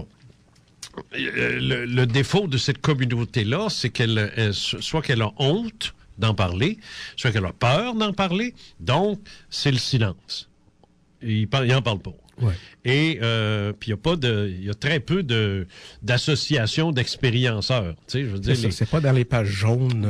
C'est ça. Puis je veux dire, j'ai déjà organisé des petites rencontres comme ça, mais c'est pas parce que tu es expérienceur que tu es capable de blairer l'autre. Il peut être fatigant, il peut être il peut être pompeux, il peut être arrogant, il peut être tous les défauts humains. Ça n'enlève pas les défauts humains d'être un expérienceur. Au contraire, d'ailleurs, j'ai remarqué une chose. Les expérienceurs ont des caractères forts. Ça, j'ai remarqué ça dans ma recherche à moi. OK. Dans mes expérienceurs à moi, que j'ai connus, rencontrés, travaillé avec, je te dirais, là, 90%. Des caractères forts, des personnalités fortes. C'est pas des gênés, des petites souris dans le coin, là. Oui. Ça, là, très peu. Mais les autres, c'est des caractères forts, extravertis, qui parlent, puis ainsi de suite, puis ils sont là, puis... Et je te dirais... peut-être aussi, les artistes... Artistes, oui, mais... pas artistes, mais... Ça ressort pas, là, comme groupe. Qui s'expriment. Tu peux t'exprimer de façon artistique aussi, mais en tout cas, moi, j'ai des caractères forts. Comme toi, par exemple, t'es pas gêné. J'ai pas à te pousser dans le dos pour que tu t'articules pendant l'entrevue. Là. Non, OK. Non. Je me demandais c'était quoi les piquants sur le fauteuil. C'est quoi? Il y a un truc de clou, j'ai un piton ici. Là. Oui, c'est ça. Ah ouais, à gauche. Mais c'est vrai. Oui, donc je comprends pas ce que tu veux dire. Oui, bon, c'est vrai. Alors, c'est ça. C'est peut-être parce que je suis capable de mettre les choses en mots. C'est peut-être juste ça aussi. Il y a probablement des gens qui vont vivre l'expérience, ça va entrer dans leur mysticisme personnel, puis là, ils vont nourrir leur foi religieuse ou autre avec ça, même si, parce que je pense que, comme tu dis, les gens que tu as rencontrés sont capables d'en parler. Oui. C'est parce qu'à un moment donné, on était barré à 20 quand on était des enfants, puis là, à un moment donné, c'est ouvert à 90, 95. Moi, j'ai fait de la radio, je le dis, de la radio communautaire, puis, moi, le public, j'aime ça être ici. Fait que c'est peut-être ça, peut-être plus de facilité à l'exprimer aussi, puis à le mettre en mots. C'est peut-être ça. C'est une possibilité. Là. Possiblement. Ouais. Donc, cette capacité, le périsprit, moi, je l'appelle pas comme ça parce que c'est pas un terme qui m'appartient, c'est un terme qui appartient à Kardec, ça, je le cite, là. Ouais. Mais moi, j'appelle ça un organe psychique, tout simplement. T'sais. Alors, ça se développe dans la dernière partie de mon bouquin, là, Révélation sur les faits maudits. Là, je donne les techniques pour faire ça. Bon, maintenant, toi, tu as écouté l'émission à plusieurs reprises, et dans la voiture, en s'en venant, parce que cette émission-là qu'on fait n'est pas préparée, là. Puis je sais que ça paraît, là, mais pas préparé. Donnez-moi une chance, là. J'arrive de 3 mois de loafing sur le bord de la piscine puis de la plage, là. Je veux dire, quand ta plus grosse décision de la journée, c'est de savoir si je me tasse un petit peu ou si je reste de même. On va dire, c'est... Hein, bon, je reviens ici, là, je suis un petit peu... alors, on fait un peu d'adlib. Oui. Et j'adore ça en passant. Moi, j'aime bien ça. Je ne sais pas si le monde aime ça, mais moi, en tout cas, moi, j'aime ça. Et donc, dans la voiture, en s'en venant, en dessous de l'espèce de manteau que tu avais, j'ai vu qu'il y avait de la vie. Alors, oui, c'est vrai que j'étais blindé. Là, j'ai dit, il y a de la vie là-dessus, ça bouge. Et tu me disais, j'ai écouté l'émission d'Éric Dorion. Oui. Éric, c'est celle du 4 mars, donc c'est celle de la semaine passée. La semaine passée, oui. Et Éric, c'est un jeune homme dans la quarantaine qui... trentaine, je pense. Je sais plus. En tout cas, il est jeune. Plus jeune que toi. Hein? Ouais, et il n'y a pas de blanc nulle part. Non. Bon. C'est un spécialiste de karaté, tout ça, mais c'est aussi un designer, un infographiste, un gars qui travaille avec un dessinateur, et ainsi de suite. Et Éric m'avait écrit plusieurs années pour me raconter son expérience que j'avais ramené dans un de mes livres, Les intelligences supérieures. Et à ce moment-là, j'avais découvert qu'il était graphiste, puis j'avais commencé à lui demander, j'ai dit, il m'avait envoyé un dessin du personnage qu'il avait vu, dont il a parlé la semaine passée. Et j'avais dit, tabarnouche, il dessine, le gars, tu sais, il est bon. Tu sais, d'habitude, le monde m'envoie des affaires, là, ça fait dur, tu sais. Fait que, puis je les blâme pas, moi aussi, je suis pourri en dessin. Fait que, mais lui, non. Et là, j'ai dit, tu m'en ferais-tu de temps en temps si je t'envoie le témoignage, puis ainsi de suite, après ça, j'envoie ça à la personne, puis elle me dit ce qu'il y a à faire, puis ce qui est bien. Bon. Là, il en fait moins, là, parce que son commerce roule pas mal, là, fait que il est occupé, là, mais j'ai eu avec lui une collaboration très, très soutenue à ce niveau-là, où j'ai eu beaucoup de dessins magnifiques dans mes articles et dans mes livres. Et quel beau témoignage qu'il a fait ici. Ah non, ben c'est ça. C'est ça. Alors, lui est venu. J'ai dit, regarde, là, c'est bien beau faire des dessins, mais là, j'aimerais que tu viennes nous raconter ton expérience. Au début, il voulait pas. Parce qu'il y a un commerce, puis il voulait pas... J'ai dit, là, on peut-tu arrêter ça, là? C'est pas parce que tu as vécu... Je veux dire, il y a du monde qui ont des commerces, puis qui pensent que quand ils vont dans la grosse bâtisse là-bas, là, puis qu'ils avalent une petite pâte immonde, là, qui goûte à rien, que là, ils ont le Christ en eux autres. Ils croient à ça, eux autres. Ils viennent de se matérialiser, ils ont mangé le corps du Christ. Je veux dire, je pense que ça, c'est assez heavy comme croyance, là. Hein? Mais eux autres, ils vont venir, puis ils vont me dire comment ils s'appellent. Ça ne les dérange pas. Ouais. Ils croient à ça. C'est des cannibales qui mangent, qui boivent le sang du Christ. C'est des vampires, c'est des cannibales. Mais ils viennent ici pareil. Alors, au niveau des croyances, il y a pire que la tienne. Ouais. Fait que là, il a compris ça. Et il a accepté, puis il est venu, puis il a dit, moi, je suis Éric Dorion, puis je fais ça, puis studio EDC, puis let's go. Et j'ai adoré son expérience, puis j'ai adoré l'entrevue qu'on a faite. Ouais. Toi aussi, tu l'as écouté, mais il est arrivé quelque chose. Oui, c'est parce que j'écoutais Éric, puis des fois, dans d'autres entrevues aussi, là, c'était, voyons donc. Tu sais, c'est comme, j'ai vécu une affaire qui ressemblait à ça. À Cathy, à Céline, à Annick, à un tel, puis ainsi de suite. Puis Lise, oui, je me suis plus son nom de famille, Mme Bilodeau, c'est ça. C'est ça, ce qui m'a frappé chez Éric, dans son témoignage, c'est lorsqu'il parlait de ce personnage-là, on peut l'appeler comme ça ici. On va peut-être le rappeler. Oui, c'est ça. Il était dans sa chambre, je pense qu'il était couché, je me souviens plus. C'est ça, oui. Puis là, tout à coup, il se sent bien, tout il se contrôle, puis là, il sait que là, il y a quelqu'un qui est comme à quatre pattes, qui veut pas se montrer à la face, mais qui se montre juste au bout de la face, au bout d'un meuble, puis que c'est très positif, c'est très chaleureux, puis qui comprennent que je suis venu voir comment que ça marche, je suis venu voir comment tu vas, comment que ça va. Incroyable, hein? Incroyable. Puis là, c'est comme, qu'est-ce que ça veut dire? Ça veut dire on se connaît. Ça veut dire on se connaît. En partant. En partant. Oui. Ou ça veut dire je veux te faire à croire qu'on se connaît, puis je t'envoie des bonnes vibes que je suis capable de fournir grâce à ma petite machine qui est capable d'envoyer des bonnes ondes. Mais ça, faut que je le dise pour faire de l'objectivité journalistique. Mais la question est, moi, ça m'a rejoint... Je suis pas tombé sur le cul en écoutant ça, là. Ouais, ben c'est ça. La Toi, t'as eu d'autres témoignages aussi dans ce sens-là. Puis tu sais que la petite machine en question, on l'a pas tout à fait mise au point. Bon, mais c'est ça, c'est que, comme je te dis, moi, mes expériences, ça dure... tu sais, il va falloir que je m'assoie et que je les mette sur papier, là, avec Autrement dit, il y a un vécu, son vécu et le tien, ça se rejoint. Là-dessus, cet événement-là est similaire. On pourrait l'embarquer dans le même tiroir d'un classeur. Moi, j'étais à cette époque-là très malade, OK? Et j'étais en dépression majeure, OK? Sévère. Puis, techniquement, je suis toujours en dépression nerveuse sévère, mais je suis traité. Je peux faire des pitchs de 2 heures, là, comme on fait aujourd'hui, mais après-midi, je vais me coucher, puis je vais être épuisé, puis demain, je vais me lever à 2 heures de l'après-midi. OK? C'est comme ça que c'est comme ça que je suis rendu. OK? Mais c'est ça, à cette époque-là, c'était plus près du début de l'événement, là, de l'épicentre. C'est ça, ouais. Puis, du coup, je me réveille. Moi, je suis couché sur le long du mur. À la tête de mon lit, il y a une petite bibliothèque. Donc, personne ne peut se placer là. Comme pour mon anneau. Ah, bon. Mon expérience d'anneau, il y avait une bibliothèque, moi aussi, en arrière. Ouais. Okay. Non, moi, mais ça veut juste dire que c'est pas une réflexion, c'est pas Non, c'est pas quelqu'un qui te joue un tour non plus. Il y a personne qui peut aller là. Non. Regarde, j'ai ton livre, mais je l'ai pas lu encore. C'est moi, là. C'est bien beau. Mais c'est ça. Donc, je me réveille.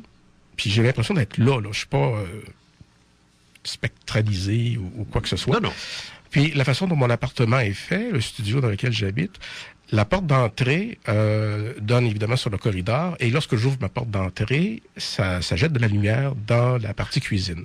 Mais il y a un petit bout de mur qui fait que je peux pas voir la porte qui est ouverte. Puis là, s'il y a quelqu'un. Okay. Là, je suis totalement éveillé. Puis là, la porte est ouverte. Enfin, il y a la même lumière que si ma porte était ouverte. Puis là, je sais qu'il y a quelqu'un, ou j'ai l'impression qu'il y a quelqu'un qui est juste derrière le bout de mur, dans le cadre de porte ou un pied devant, puis que je peux pas le voir, il faut pas se montrer. Ça ressemble à ce qu'a vu Éric. Ça ressemble. Mais là, voici le bout. Puis je ne rejette pas d'hypothèse psychiatrique. Puis je suis content de le dire après 1 heure et quelques d'émission. Absolument, je le dis au début. En passant, je voudrais juste clarifier quelque chose avant qu'il y en a qu'il y ait des gens qui tirent des conclusions trop hâtives. Ouais. La dépression, quelle qu'elle soit, n'est pas hallucinogène, n'est pas hallucinatoire comme la schizophrénie va l'être, ou comme une autre psychotique ou des choses de genre. Exactement. Une dépression, c'est plus moral que physique. C'est physique aussi, mais c'est plus moral. C'est ça. Tu te mets pas à halluciner par avoir des morues, là. Non. Ah non? Non. Celle que tu as mangée avant hier, c'était une vraie. Était vraie. C'est ça. OK, je trouvais qu'elle gigotait pas mal dans l'assiette, mais... okay. Mais c'est ça, et puis c'est ça que là, le monde va m'envoyer à l'asile. J'ai pas de problème avec ça. Là. Regarde, non, je suis ouvert ici. En même temps, il y avait 2 mains qui étaient dans ma tête. OK, attends, là, j'ai niaisé, là, alors pour en revenir. Tu es dans ton lit, tu sens qu'il y a quelqu'un derrière la porte. Qui est ouverte parce que la lumière du corridor rentre. Je peux pas voir cette personne parce qu'elle est derrière un petit bout de mur. Es-tu réveillé ou en état second? J'ai l'impression d'être parfaitement réveillé. Mais comme je te dis, médication, maladie et tout ça, ça peut peut-être... mais moi, là, je reconnais mes catégories d'état de conscience quand c'est ça. Moi aussi, un rêve. C'est sûr. Là, je fais un rêve parce que j'ai mangé une poutine puis que là, a de la misère à passer. Fait que là, je comprends que là, je fais un rêve bizarre parce que là, il faut que j'aille à la salle de bain puis je le sais pas encore. Puis là, ça bouillonne dans le cerveau. Puis il y a les fameux rêves en noir et blanc spectraux. Puis il y a les rêves en couleur. Puis il y a les rêves qui sont sont pas des rêves où est-ce que j'ai l'impression de m'éveiller dans mon rêve. C'est ce qu'on appelle des vols de nuit, des rêves lucides, et ainsi de suite. C'est ça. Bon. Moi, je suis capable de voir un peu la différence. C'est ça. Bon. Fait que j'avais l'impression d'être parfaitement réveillé. Mais parfaitement réveillé avec une paire de mains dans ma tête. Donc, il y avait quelqu'un derrière moi, mais il ne pouvait pas avoir personne derrière moi. Parce donc, que c'est spectral. C'est ce que j'appelle une rencontre spectrale. Voilà. Donc, j'étais-tu réveillé puis que je ressentais ça, je ressentais de façon spectrale ou pas? Je ne le sais pas. Mais l'affaire est là. On disait tantôt à quelle heure le punch, le voici. Et cette paire de mains-là, dans ma tête, je sentais que c'était en train de replacer les choses, replacer le flot d'énergie. Un peu comme on va le faire en acupuncture, mais à un niveau beaucoup plus élevé. Comme un massage, mais ça jouait dans le cerveau. J'avais vraiment l'impression qu'il me dépliait le cerveau. C'était la sensation, parce qu'il était comme écrapouti, comme s'il y avait un accident. Puis bon, moi, j'ai eu un flash blanc de peut-être 20 secondes, 10 secondes, là, à un moment donné, puis c'était fini, là. J'ai perdu 25% de mes capacités, puis j'ai roulé à 60% de mes capacités pendant longtemps, puis j'étais encore comme ça. Puis là, j'avais l'impression que ça comme détwistait l'affaire. Et c'est quand, ça? Ça, c'était vers 2011, à peu près 2010. Et ça me faisait du bien pendant que ça survenait. Puis, je vais te le dire, ça fait partie des moments de rétablissement qu'on appelle, où est-ce qu'on commence à aller mieux, puis là, il y a quelque chose, on commence à reprendre un peu T'as amorcé une sorte de guérison avec ça. Ça fait partie d'un processus que j'avais en psychothérapie, entre autres choses, médication, psychothérapie par la parole, etc. Puis, des activités de jour. As-tu vu les mains? Non, je les ressentais. Elles étaient très longues. Mais c'est sûr que si tu prends une main, puis tu t'en rentres dans la tête, tu vas sentir que les doigts sont longs, là, tu sais, puis que... Mais moi, j'avais l'impression que c'était une main plutôt étroite et avec les doigts assez longs. Mais comme je te dis... moi, je crois pas que cet être-là se soit rentré les mains dans ta tête physique au niveau du cerveau. Non, c'était un autre... Ça, c'est une perception humaine. Moi, je pense tout simplement que tu as reçu une espèce de brassage d'énergie au niveau de la tête. Faut pas oublier que la fontanelle, ici, c'est là qu'est situé un des chakras les plus importants. Même si j'aime pas l'utilisation du mot parce qu'il fait nouvel âge, puis j'ai ça. J'ai pas compris. Un chakras? Un chakras. Les chakras. Ah, les chakras. Oui, les chakras. OK. Ça se dit chakra ou chakras? Ben, ça dépend à quelle langue tu le dis. Il me semble qu'il y a un S, non? Non, si tu vas avoir l'air intelligent, tu le dis comme ils le disent aux Indes, là. Puis, chakra. Ouais. Et le chakra, n'est-ce pas, de la fontanelle, c'est sur le dessus ici, il est excessivement important parce que c'est de là et l'autre qu'on a à l'autre extrémité pour la fameuse montée du Kundalini qu'on appelle. Bon. Alors, quand ça, j'en parle dans un autre livre avant, mais j'ai toujours un maudit livre où j'en parle de tout ça, mais je suis tanné de le dire parce que le monde dit, il fait rien que plugger ses livres. Ben, c'est pas pour ça, c'est parce que j'ai déjà tout expliqué ça quelque part. C'est ça que je veux dire. Et donc, la montée du Kundalini, c'est-à-dire cette énergie qui part du coccyx, puis qui monte, puis qui rouvre chaque chakra un après l'autre, comme des disjoncteurs que tu ouvres quand tu rentres dans une maison abandonnée. Hein, clac, clac, clac, clac, clac, il s'ouvre tout. Et le dernier, c'est lui qui crée le circuit complet dans la maison. C'est la maison. Alors, c'est un peu comme si on t'ouvrait d'une façon que les gens qui pratiquent à l'écoute, qui sont à l'écoute, puis qui pratiquent le Reiki, tu vas me dire encore que je le prononce mal, là. C'est quoi? Le Reiki? Le Reiki? Mais moi, je connaissais... Le Richie. Moi, je connais Pouf et Riki, là, qui était des dessins animés qui passaient à Bobino, là, mais... Il est temps qu'on fasse quelque chose avec lui. En tout cas, ça s'appelle R-E-I-K. Jean, je t'agace parce que tu m'as agacé tantôt, parce que je t'avais agacé avant, comme tu es comme ça, tu frappes aussi fort que tu es frappé, c'est bien ça. C'est ça, parce qu'on a la notion caractérielle que je parlais tout à l'heure. Oui, on a du fun, on voit pas nos visages... On sourit d'aise et de bonheur. Ça, exactement, parce qu'on a une maudite patente à gosse là, qui nous cache la face, là, ici. Bon, bref, le Reiki, c'est ça, hein. Moi, j'ai déjà eu un massage de ça, j'ai dit à la fille, quand est-ce qu'elle va me toucher, coudonc, c'est donc bien long.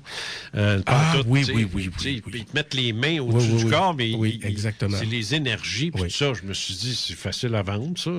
Tu touches pas au gars. Mais en tout cas, bref, que j'ai pas été... Je connais pas ça.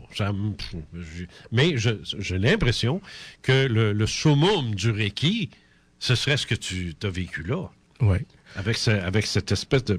Ça m'y fait penser en maudit. Ouais. Parce que tu sentais pas un contact physique. Non, mais je sentais que c'était là, puis que c'était en train de pétrifier puis de refaire... tu sais, c'est comme tu fais un pain en pâte, puis là, tu l'échappes à terre. C'est ce qu'on appelle en cuisine déplier une pâte. Exactement. Oui. C'est exactement ça, Jean. C'est exactement ça. Ça dépliait ça, puis ça permettait au courant de repasser un peu mieux. Tu fais ça avec de la meringue, là. Tu t'abrasses pas, tu déplies. Tu plies, tu recommences, puis tu recommences, puis tu recommences. Ça, c'est en cuisine, là, c'est ça. Alors, c'est exactement ça qu'ils ont fait. Ah, pas n'a pas de bouffe. Tout. Moi, je vais pas aller manger des toasts au beurre d'épinot, mais que j'en revienne chez nous tantôt, là. Ouais. Mais c'est ça. Le truc est là, c'est que dans le cadre de la thérapie, c'est toujours important de cette notion en psychologie, là, c'est de refaire le filage de notre cerveau. C'est pas du New Age, là. C'est qu'on a des autoroutes de neurones dans le cerveau, parce que l'énergie, l'électricité passe plus vite. Et à ça est associé les événements, les traumatismes qui sont arrivés, puis qui ont passé, puis qui ont fait des ravages là-dedans. Puis une des idées, là, puis que ça fonctionne, c'est de détourner, faire d'autres choses, d'autres affaires, prendre conscience de certaines affaires, qui fait que là, il y a d'autres autoroutes, où il y a des voies parallèles aux autoroutes qui se forment. Puis là, c'était vraiment, là, on déplie l'asphalte de l'autoroute qui était scrappée par, on répare. On répare. Puis on replace ça. Puis ça a été vraiment, je peux te le dire, là, je veux dire, c'était immédiat.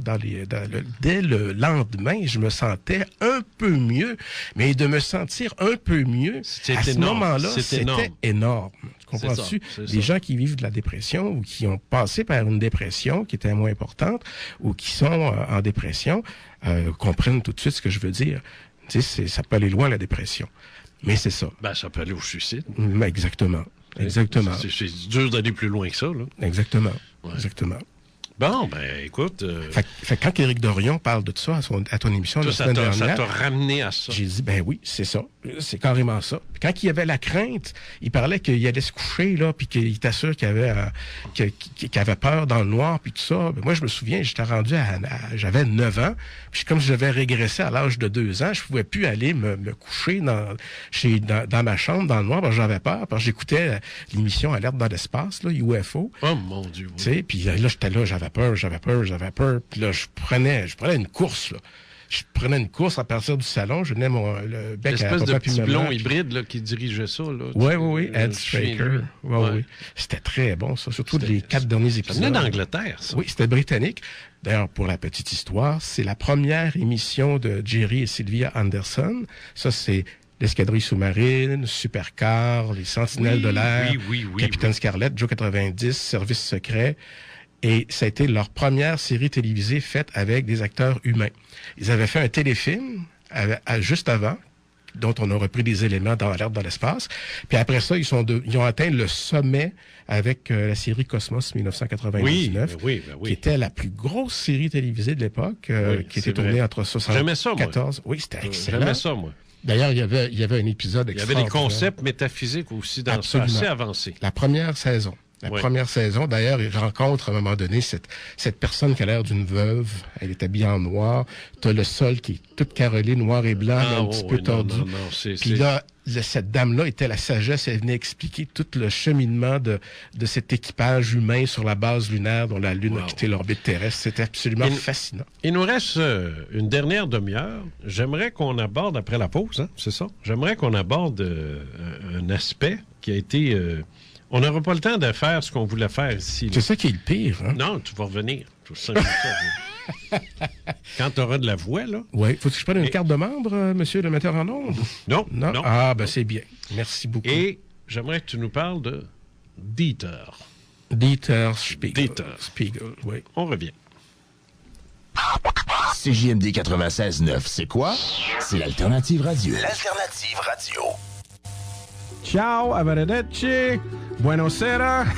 Qu'est-ce que tu fais là, Marcus? Alors, j'apprends l'italien, j'ai réservé chez Casa Mia Pasta, puis je vais être bon. Non, Casa Mia Pasta, c'est les spécialistes de la cuisine italienne. T'es pas obligé de parler l'italien, mais tu vas retrouver tous tes classiques. Les linguini, les fettuccini, la lasagne, des filets mignons, les fruits de mer. Bref, si tu veux manger le meilleur italien à Lévis, c'est chez Casa Mia Pasta.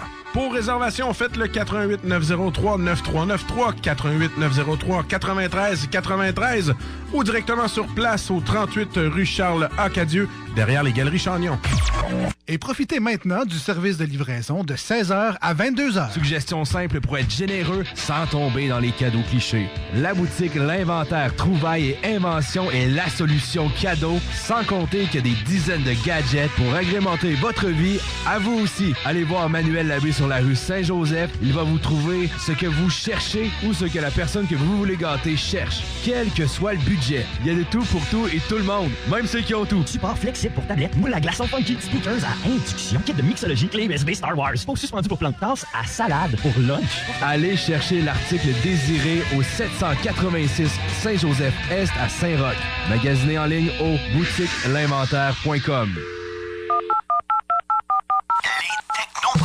Avec Louis Seb, Caro et JF, on parle de technologie, entrepreneurship, de musique. Les technopreneurs. Les technopreneurs. Pour ceux qui sont un tantinet geek. Les technopreneurs. Pour ceux qui n'ont aucune idée comment changer une roue de secours sur une voiture, mais qui savent comment reboot un ordi. Un show branché sur 2017. Les technopreneurs. Les technopreneurs. Une émission qui aurait dû se retrouver dans Retour vers le futur. Les technopreneurs. Mardi, 20h. Et on serait pas techno si l'émission était pas disponible en podcast via le www.969fm.ca. Les technopreneurs. Pour mousser vos ventes, faire connaître votre organisation et ses activités, c'est à la radio de Lévis que ça se passe. Beau, bon, pas cher, mais surtout efficace. CJMD a des milliers d'auditeurs et en conquiert de nouveaux chaque semaine. La soif est grande pour une alternative radio. Profitez-en, c'est ici que ça se passe. Pour votre promotion commerciale à Lévis et ailleurs, essayez l'alternative, c'est l'adopter. CJMD 903-7969. Faites-vous faire une offre sur mesure. C'est gratuit, sans obligation, mais c'est payant de les accepter. 903-7969, parce que vous serez jamais perdant à annoncer à l'alternative radio. Vous êtes amateur d'art? Le 30 mars prochain est à encercler dans votre calendrier. La ressourcerie de Lévis a mis la main sur un lot de 234 toiles d'artistes québécois tels que Jean Lemieux, Louise Dandurand, Diane Deneau ou Claude Tremblay. Elles seront exposées et mises en vente lors de cette soirée spéciale ouverte au grand public. Un léger goûter et un cocktail seront offerts et vous pourrez vous procurer les toiles selon le mode premier arrivé, premier servi. Ça se passe le 30 mars 18h dans les locaux de la ressourcerie de Lévis au 24 rue Charles Acadieux. Un événement incontournable pour ceux qui souhaitent décorer avec goût sans se ruiner. Mais aussi pour ceux qui s'intéressent aux activités de leur ressourcerie, une annonce sera faite en cette soirée spéciale concernant des développements futurs. À ne surtout pas manquer. Le 30 mars, à la ressourcerie de Lévis, c'est cocktail et vente d'œuvres d'art québécois. 18h au 24 rue Charles Acadieux. Manquez pas ça. CJMD 96.9, l'alternative radiophonique. Nous, on fait les choses différemment. C'est votre radio. 50% talk, 50% musical. Talk, rock and hip-hop radio station. Vous écoutez Les Faits maudits avec Jean Cazot sur les ondes de CJMD Lévis 96,9. Vous êtes expérienceur, auteur ou expert. Faites-vous connaître à jcazot@commercialvideotron.ca. Oui, ça c'est vrai, puis j'insiste par ça parce que Les Faits maudits, c'est d'abord mes invités. C'est sûr, je peux faire des émissions tout seul. J'en ai fait sur les hommes en noir, j'en ai fait sur les religions. Mais toutes les autres émissions, depuis novembre, j'ai des invités, puis des invités de qualité. Et le rapport que j'ai avec mes invités, je pense je peux le qualifier d'un rapport de qualité aussi. Et c'est ce qui fait que ces gens-là s'ouvrent. Ils se sentent en sécurité, ils se sentent en confiance, parce que j'ai jamais trahi personne. Ça, c'est vrai. Alors, jamais. Alors, je pense qu'ils peuvent venir ici en toute sécurité, puis ils vont adorer ça. Tous ceux qui sont venus aussi ont adoré ça. Ouais. Évidemment, il faut que je fasse un ménage, là, parce que je veux dire, j'en reçois, mais je veux dire, c'est pas tout nécessairement... en tout cas, je me comprends. Bon. Toi, on s'est vu... Bruno Lefebvre, qui est mon invité ce matin, en passant. On s'est vu plus officiellement à un moment donné, alors qu'on a fait une entrevue ensemble, qui a été assez longue, qui n'a jamais été diffusée et qui ne sera jamais non plus, toutes sortes de raisons. Et dans cette entrevue-là, tu racontes un épisode qui, à ce moment-là, m'a fasciné parce que quand j'étais petit, moi, à 9 ans, j'étais obsédé par un personnage, mais qui ne venait pas de mes lectures, pour la simple raison que je lisais pas, qui ne venait pas de la télévision, parce que je te ferai remarquer qu'en 1959, c'était assez réduit, merci. Ouais. Pas d'Internet, rien. Je ne lisais que des Tintins. Et il y a un personnage qui n'existe dans aucun Tintin, qui n'existe nulle part, mais qui m'obsédait au point que j'ai écrit un roman à 9 ans. Ouais. Qui s'appelle KS Attack. J'ai écrit ça, moi. Mais malheureusement, mon père était convaincu que je trichais, que je copiais ça, que je faisais du plagiat, bref, parce que je lui donnais les feuilles pour qu'il remette ça à sa secrétaire pour qu'elle les mette sur une machine. Tu étais déjà plugué dans le monde de l'édition, Jean, à l'âge de 9 ans. À 9 ans, oui, absolument, absolument. Entre guillemets, là, évidemment. Non, mais déjà comme ça moi, je voulais écrire un livre. Ouais. Je voulais écrire un livre, un roman, qui était celui de Karl Schiller, qui est un méchant qui avait tué quelqu'un pour s'emparer de sa fortune en diamants. Et il était poursuivi par Otto Müller, qui était un commissaire de police de la ville de Berlin. Et c'est un gros homme, pas très en forme, mais un très bon policier.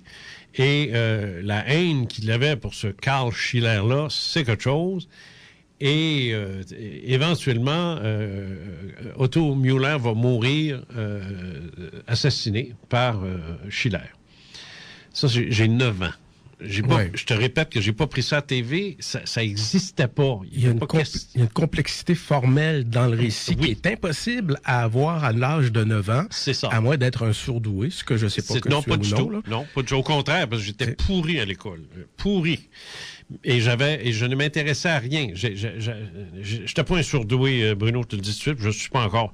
Mais il y a une chose, c'est que la télévision, dans ce temps-là, c'était très surveillé par ma mère. Ouais. Il n'était pas question que j'écoutais des cartoons, des comics, j'écoutais Bobino, j'écoutais La boîte à surprise. Et dans l'après-midi, c'est ça. Puis, en venant de l'école, la fin de semaine, c'est des émissions pour enfants. Puis le soir, j'avais le droit d'écouter avec mes parents Musical avec Michel Tisser. Oui, puis mon père écoutait Ed Sullivan. C'est là que j'ai commencé à apprendre mon anglais. Okay. Il écoutait ça. Puis c'est tout. Alors, tu sais, des commissaires qui se font assassiner par des tueurs, là, puis des diamants, des affaires de même. Avec des noms exotiques que tu n'as jamais entendus dans ta vie. Là. Ouais, commissaire de police. Ouais. C'est pas, tu sais, j'ai pas dit, ça n'existe pas chez nous, ça, des commissaires de police. C'est des chefs de police qu'on a ici. Des commissaires de police, c'est européen, ça. Où je suis allé chercher ça, tu sais. Et j'ai écrit ce livre-là, et des années plus tard, je me suis dit, bout de cierge, moi, j'ai vécu une de mes vies antérieures, en tout cas, probablement dans les années 20, parce que je me souviens très bien qu'il n'était pas question de nazis, puis de ci, puis de ça. Et comme je suis né en 50, c'est pas en 50, ni en 40, tu sais, c'est forcément quelque chose que j'ai vécu avant la prise de pouvoir de Hitler en Allemagne, donc une Allemagne des années 20. Ça m'a été confirmé lorsque j'ai fait quasiment une attaque cardiaque en regardant le film Cabaret. Oui, Cabaret. Oui. Avec ça se passe en Allemagne, ça. Oui. Le cœur m'a manqué. J'ai dit, je connais ça, je sais c'est quoi, c'est ça. Et j'aime pas ça. Et je n'aimais pas ça. Non. Mais je connaissais ça. Mais avec la musique de Kurt Weill, puis tout ça, là, c'était très caractéristique de l'entre-deux-guerres. C'est ça. Oui. Et là, j'ai eu... Donc, je me suis dit... Et c'est là, je me suis dit, j'ai vécu la vie d'un commissaire de police à Berlin dans les années 20, du nom de Otto Müller. Et ce personnage-là fait partie, disons, de mon totem, si je puis dire. Oui, c'est bien dit. Oui, ben, c'est comme ça que belle image. Oui, ben, c'est comme ça que les Indiens expriment la réincarnation. Alors, je me suis dit, quand tu as fait ton entrevue, puis tu m'es arrivé avec ton histoire, je te l'ai pas dit, mais je me suis dit, wow! Tu sais, on a une affinité, là, quelque part, tu sais.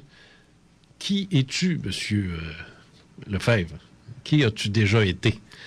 Explique-nous ça. Bon, tu veux la version longue ou la version courte? La version qui fait qu'à midi, on est sorti. Il est pas quelle heure, là? Il est quoi? Il est midi moins 5? T'as 20 minutes. 20 minutes, OK. La version rallongée, juste avec les compléments du DVD. Oui, c'est ça. Si tu prends du temps à nous dire quelle version, là, va être courte. Il y a 3 histoires, il y a 3 éléments, dont celui de Dieter Spiegel, qui est le deuxième élément. Premier élément, je suis très jeune. Tu sais, je me souviens des affaires quand j'étais enfant, tout quand j'avais 4 ans. Je pouvais avoir 5 ans, je pouvais avoir 3 ans et demi, je pouvais avoir 5 ans et demi, je sais pas. Mais, mettons, j'ai 4 ans. C'est peut-être le premier rêve spectral, entre guillemets. Vol de nuit, comme j'appelle. Ouais. Il y a 3 personnes derrière moi qui me font peur parce que je comprends pas c'est qui. OK? Pour moi, ce sont des vampires, parce que le vampire, je sais pas c'est quoi un vampire à cet âge-là, mais ça fait peur. Oui. Ça a des dents, ça mord. C'est l'anti-parent.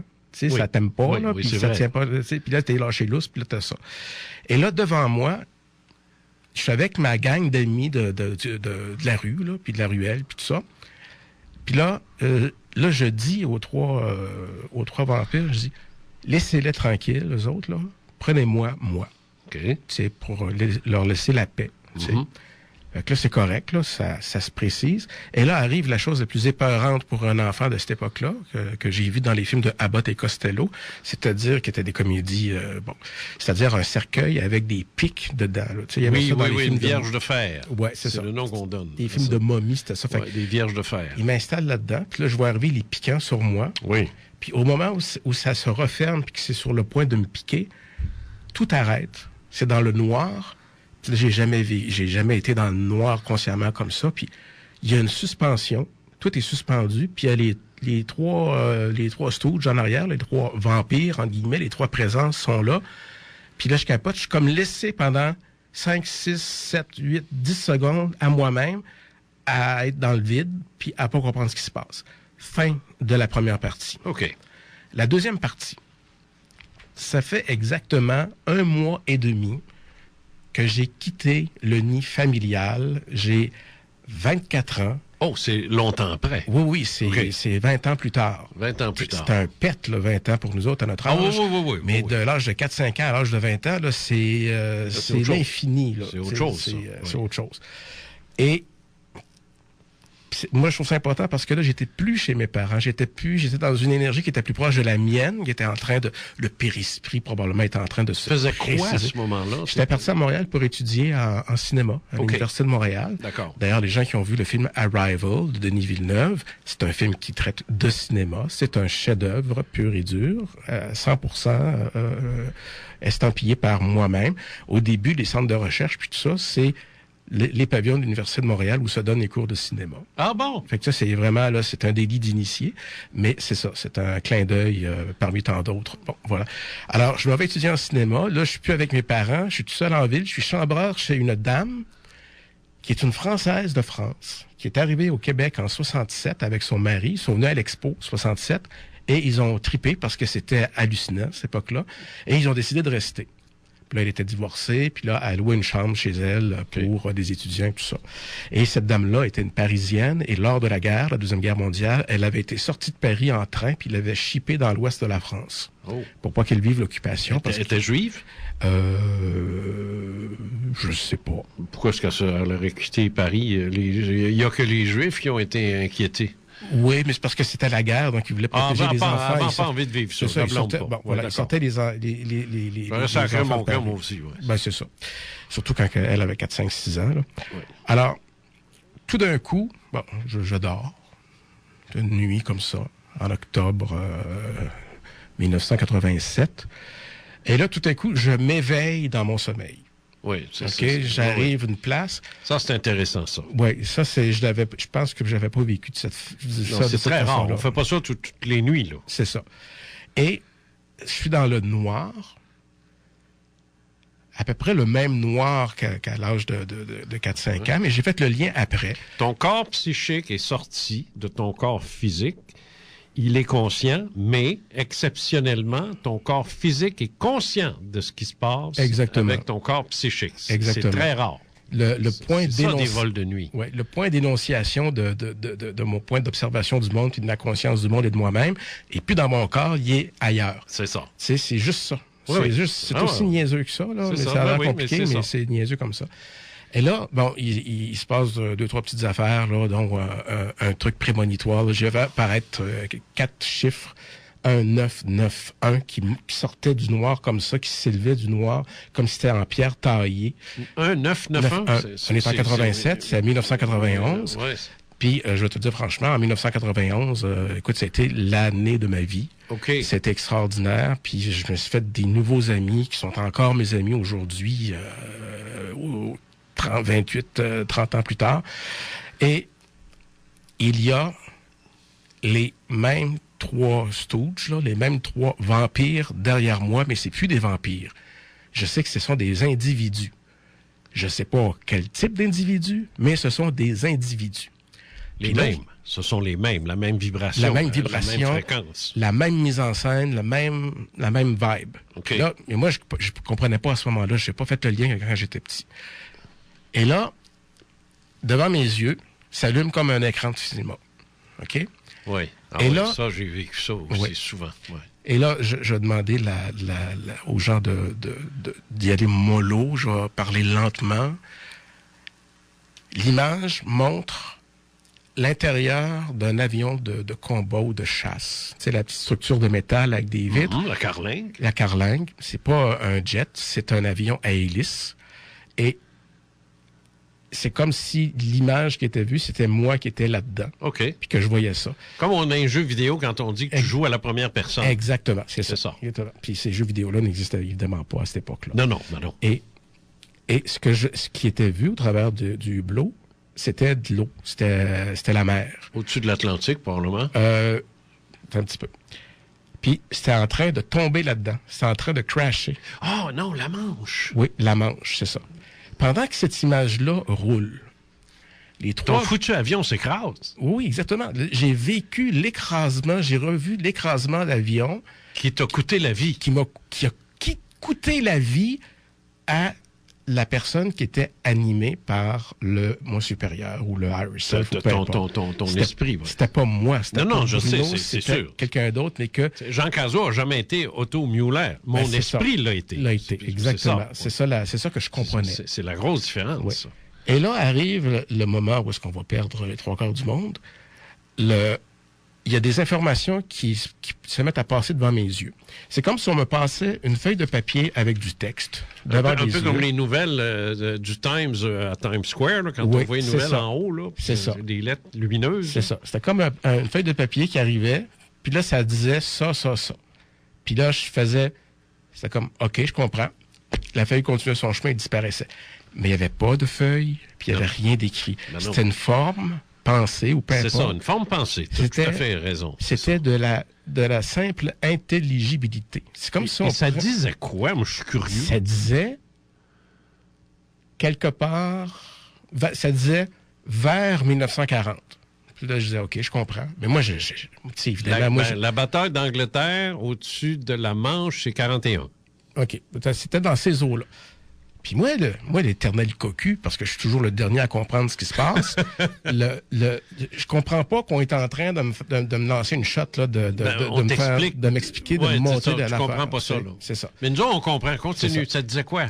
Aux alentours de 1940, quelque chose de diplomatique, dans l'univers diplomatique. OK. Puis, OK, c'est bon, ça va. Ça continue, ça passe. Il n'y a rien encore qui identifie la nationalité de l'individu et de l'avion dans lequel il est. Là. Non, pas encore. Ça, c'était la cerise sur le gâteau. Puis, un petit peu, il y avait... Arrange-toi pas, toi, pour me remettre ça la semaine prochaine. Je te parle plus. Et arrive une... 10 minutes. Oui, arrive une information qui était plus une sorte de vibration, une vibe. OK. Et cette vibe-là, ça m'a tout pris pour la garder, de la faire rentrer dans ma mémoire. C'est comme si je rentrais ça dans une petite éprouvette minuscule. OK. Et la vibe, c'était Dieter Spiegel. Dieter Spiegel. S-P-I-E-G-E-L. Mais moi, je sais pas. Comme le journal. Ouais. Je sais pas, moi, c'est quoi Dieter Spiegel. Ben non. Je sais pas. Tu peux pas savoir. Puis là, je lui dis, je comprends pas, mais regarde, je vais me le rentrer dans la tête, là, mais je comprends pas. Puis je lui dis, c'est correct. Il dit, t'es-tu sûr que c'est correct? Je dis, oui, c'est correct. Es-tu certain que c'est correct? Oui, je suis certain que c'est correct. Là, je l'ai rentré, là, puis j'ai pas compris c'était... Puis là, ça se termine sur l'écrasement de l'avion dans l'eau. Donc, tu étais, on va dire tu, là, tu sais, pour la forme, là, parce que ça devient compliqué, là. Tu étais Dieter Spiegel. Oui, qui était probablement un porteur de valise diplomatique. Un porteur de valise diplomatique. Et n'oublions pas que Rudolf Hess a fait ça. Oui. Il n'est pas mort dans l'Atlantique, mais il a fait ça. Il s'est rendu en Angleterre, lui, pour tenter de convaincre les Anglais En tout cas, il voulait régler la guerre à sa façon. Oui. Ça n'a pas marché. Himmler a fait la même chose. Il y en a plusieurs qui ont tenté ça. Donc, tu étais probablement porteur d'un message extrêmement important pour remettre... Quoique, attends. 41, non, Hitler s'en sacrait bien de ça. Il avait peur de rien. L'Angleterre, là, on le sait parce que Churchill, c'est lui qui était premier ministre, puis que c'était big, là, Churchill. C'était pas un deux de pique, là. Non, c'est loin d'être un deux de pique. J'ai vu un film sur sa vie, HBO, là, c'est quelque chose. Exactement.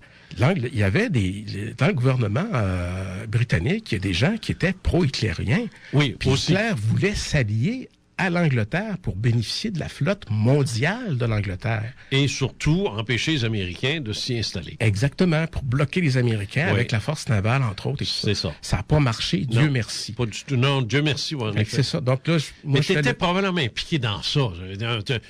Un important porteur ou pas, peu importe, d'un important message ou pas. Un porteur de valise diplomatique d'information. Tu fais des recherches, j'imagine, sur ce nom-là, l'associant aux années 40, en l'associant à l'Allemagne, à la guerre, non? 3 ans plus tard, je prends le train de Montréal à Québec pour venir voir ma famille. Je tombe sur ma merveilleuse cousine, que je vais taire le nom ici parce qu'elle ne sait pas que je vais parler d'elle. Puis qui est merveilleuse. Et tout à fait par hasard, puis là, on s'assoit ensemble, puis là, on se met à placoter comme on n'a jamais placoté de nos vies, parce que là, on était dans le train. En train, c'est le fun pour ça. Oui, c'est la seule. Je pense que c'est le seul moyen de transport que tu peux faire, pour faire ça. Et elle me dit, Bruno, je raconte l'affaire, elle me dit, Bruno, Dieter Spiegel, c'est un nom allemand. Dieter, c'est un prénom, puis Spiegel, c'est un nom de famille. Elle est très calée en langue, elle est polyglotte et tout ça. Puis là, j'ai gelé sur place, là. J'ai comme fait... La mâchoire m'a tombé à terre, comme le coyote. Tu savais pas encore que c'était prénom, nom et prénom, ça? Moi, j'étais trop occupé à vivre ma merveilleuse vie de gars de 24 ans dans une ville où j'étais né, puis que finalement, j'avais pas d'amis, puis que c'était plate, puis que je m'ennuyais, tu sais. Fait que ça a pris du temps, là, comme l'affaire de la diplomatie entre l'Angleterre puis l'Allemagne, ça a pris du temps avant que j'allume là-dessus. Ça a pris du temps à allumer. Ça a pris du temps à allumer. Fait que là, je me suis dit, Dieter Spiegel. Quand Internet est arrivé, j'ai fait, Dieter Spiegel, puis il y a rien, tu sais. Ça donnait de la page d'un journal allemand. Ben oui, c'est ça, parce que je pense que le mot... Non, c'est Spiegel, ça veut dire miroir, je pense. C'est comme le journal de miroir. Un journal, c'est Zeitung. Zeitung. C'est ça, Zeitung. Tout à l'heure, je pensais que Spiegel, ça voulait dire journal, mais un journal en allemand, c'est Zeitung. Ouais. Il y a le Der Spiegel. Mais il y a un journal qui s'appelle le Der Spiegel. Oui, puis je pense que c'est le miroir. Ça veut dire miroir. C'est comme le miroir. Le mirror en Angleterre. Comme en Angleterre, c'est ça. Bon. Exactement.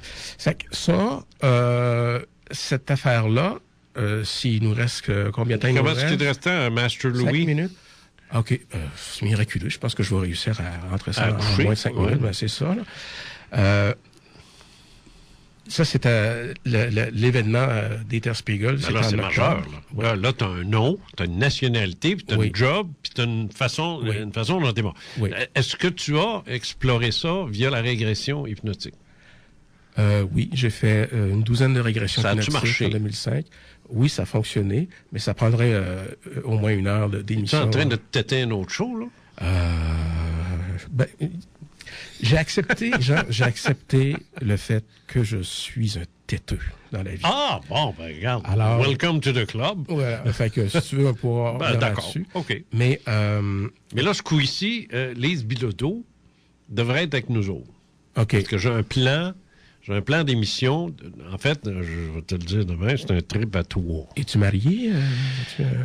Laisse faire. C'est un trip à trois. OK, c'est juste pour... On verra. On verra où ça mène. OK. Ce qui se passe dans les studios de reste ici. De T'en sors pas CJMD d'ici. reste dans les studios de CJMD. Exactement. Okay, alors non, mais blague à part, là, j'aimerais beaucoup ça. Une émission à trois avec Lise, toi puis moi. Ouais. Ça, j'aimerais. Ça, c'est dans mes plans, là, pour que j'arrange ça. Alors, tu nous diras à ce moment-là, ce que ces régressions-là, tu en as fait plusieurs de façon une douzaine sur au cours de l'été 2005. Puis moi, j'ai été... Toi, tu as fait des régressions comme sujet, puis moi, j'en ai fait comme praticien. Ouais. Alors, je pense que ça va être le fun de oui, ben c'est ça. Oui, c'est une bonne idée. On va pouvoir échanger des affaires puis dire ouais, moi, ça s'est passé de même, puis c'était bien correct. Moi, j'en ai subi qu'une seule. Et là, il y a un personnage qui s'appelle Azeroth, qui est sorti de ça, de 17 000 ans en Atlantide. Je suis resté bête, je vois le verre, mais ça, c'est rien comparé à la fille qui t'attendait après ça, qui me passait sous hypnose. Non, elle a fait comme oups. Tu sais, c'était comme assez... M'as-tu fait un signe? Non? Ah, OK. Je pensais que Master Louis venait de me faire un signe. Ouais. Il a l'air d'un lutteur sumo avec les écouteurs sur la tête de même. Bruno, ça a été super le fun. J'ai adoré ça. J'espère que les gens ont aimé ça ou qu'ils vont aimer ça dans le podcast ou d'une autre façon, parce que moi, j'ai trouvé que c'est un échange ad lib qui est le fun. Sais-tu qu'est-ce qu'on est en train de faire? On est en train de créer un genre. Parce que la métaphysique, l'ufologie, ça se prête pas à ça. À cette espèce de liberté un peu là, qu'on prend, là, tu sais, à niaiser à travers ça. Puis les gens osent pas quand ils parlent de ça. Ils sont tous sérieux. Puis en plus, ils soignent le français. Ça n'a pas de bon sens. Et, les Français sont malades? Non. Je parle à celui-là. Je pense par 4 chemins, là. Comment est-ce qu'il s'appelait? Là? Oui, Jacques Guirand. J'ai pas la voix. Ouais, mais c'était heavy un peu. Tu sais, moi, je veux pas faire ça. C'était formel. C'était formel, c'est ça. C'est ça, c'était formel, puis c'était mystérieux, puis puis là, je te parle de l'autre qui parle un petit peu comme ça aussi. Lui, c'est expérimental, c'est différent. Mais ça non plus. Tu sais, tu parles de sol, parce que tu viens de parler comme sol. Oui, je sais, oui, mais c'est pas de ma faute. Moi, si Glenn parle comme ça, là.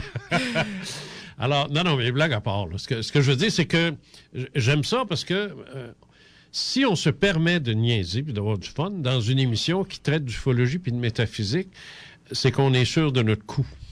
On est sûr de quoi, on est sûr de ce qu'on parle, puis on sait que ça existe, puis on sait que c'est vrai, puis on prend pas de gants blancs pour faire attention, pour perdre notre crédibilité si on se met à faire les fous. Bien dit. I don't give a damn. Moi, je vais être moi toute ma vie. Oui. Puis je pense que ça, j'aime ça de même. Ça sort tout seul. Ah, ouais. Puis le médium radio permet ça, la radio. Ben, celui-là, ici. Parler, ici.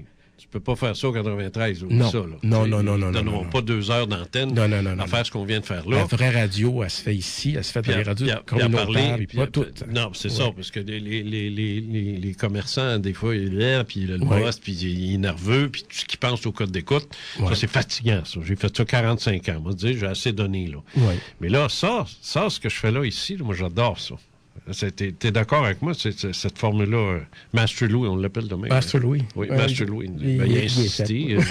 Il a insisté. Il a dit, vous m'appelez comme ça ou je reviens plus. Non, pas tant que ça quand même. Là. Wow. Mais c'est Bruno qui a dit, j'appelle tout le temps les metteurs en ondes. Master, fait que je vais le prendre.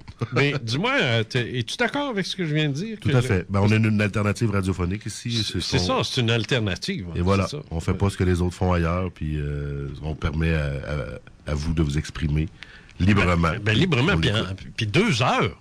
C'est 2 heures. Là. Ouais. Puis calcul, là, ça fait exactement 1h30 au total parce qu'il n'y a pas 90 minutes de spot à l'heure. Là. Je pense qu'il y a un gros maximum de 15-20 minutes de pub. Là. Au top. Moi, j'animais, puis j'avais ça dans demi-heure. Là. Ouais. Alors, ça, je me dis, ça te coupe l'inspiration, c'est un temps riche. Ben, d'accord. Alors, moi, je vais conclure là-dessus. Je te remercie encore beaucoup. C'est moi qui te remercie, Jean, encore une fois. Puis, laisse-moi aller. La semaine prochaine, j'ai Anne. C'est une expérienceuse qui vient de la région. Alors, j'ai pas de trouble. Je vais l'avoir à... J'aurai pas de misère à lui dire où se rendre. Et donc, j'ai bien hâte d'entendre ce qu'elle a à nous dire. Elle a l'air charmante. Elle a l'air... j'ai des maudits bons invités. Es-tu marié? Pardon? Es-tu marié? Es-tu marié? Ah, je sais pas. Non, mais des fois, tu sais, la radio. Je sais pas. C'était dans mon horoscope cette semaine. Là, que... Je sais pas. C'est une bonne question. Je sais pas. Mais commence pas à causer de mes invités, là. Non, mais tu comprends bien que je niaise. Là. Bon, oui, je sais bien. Salut tout le monde. On se redonne rendez-vous la semaine prochaine. Même heure, même poste, comme on dit, de 10h à midi.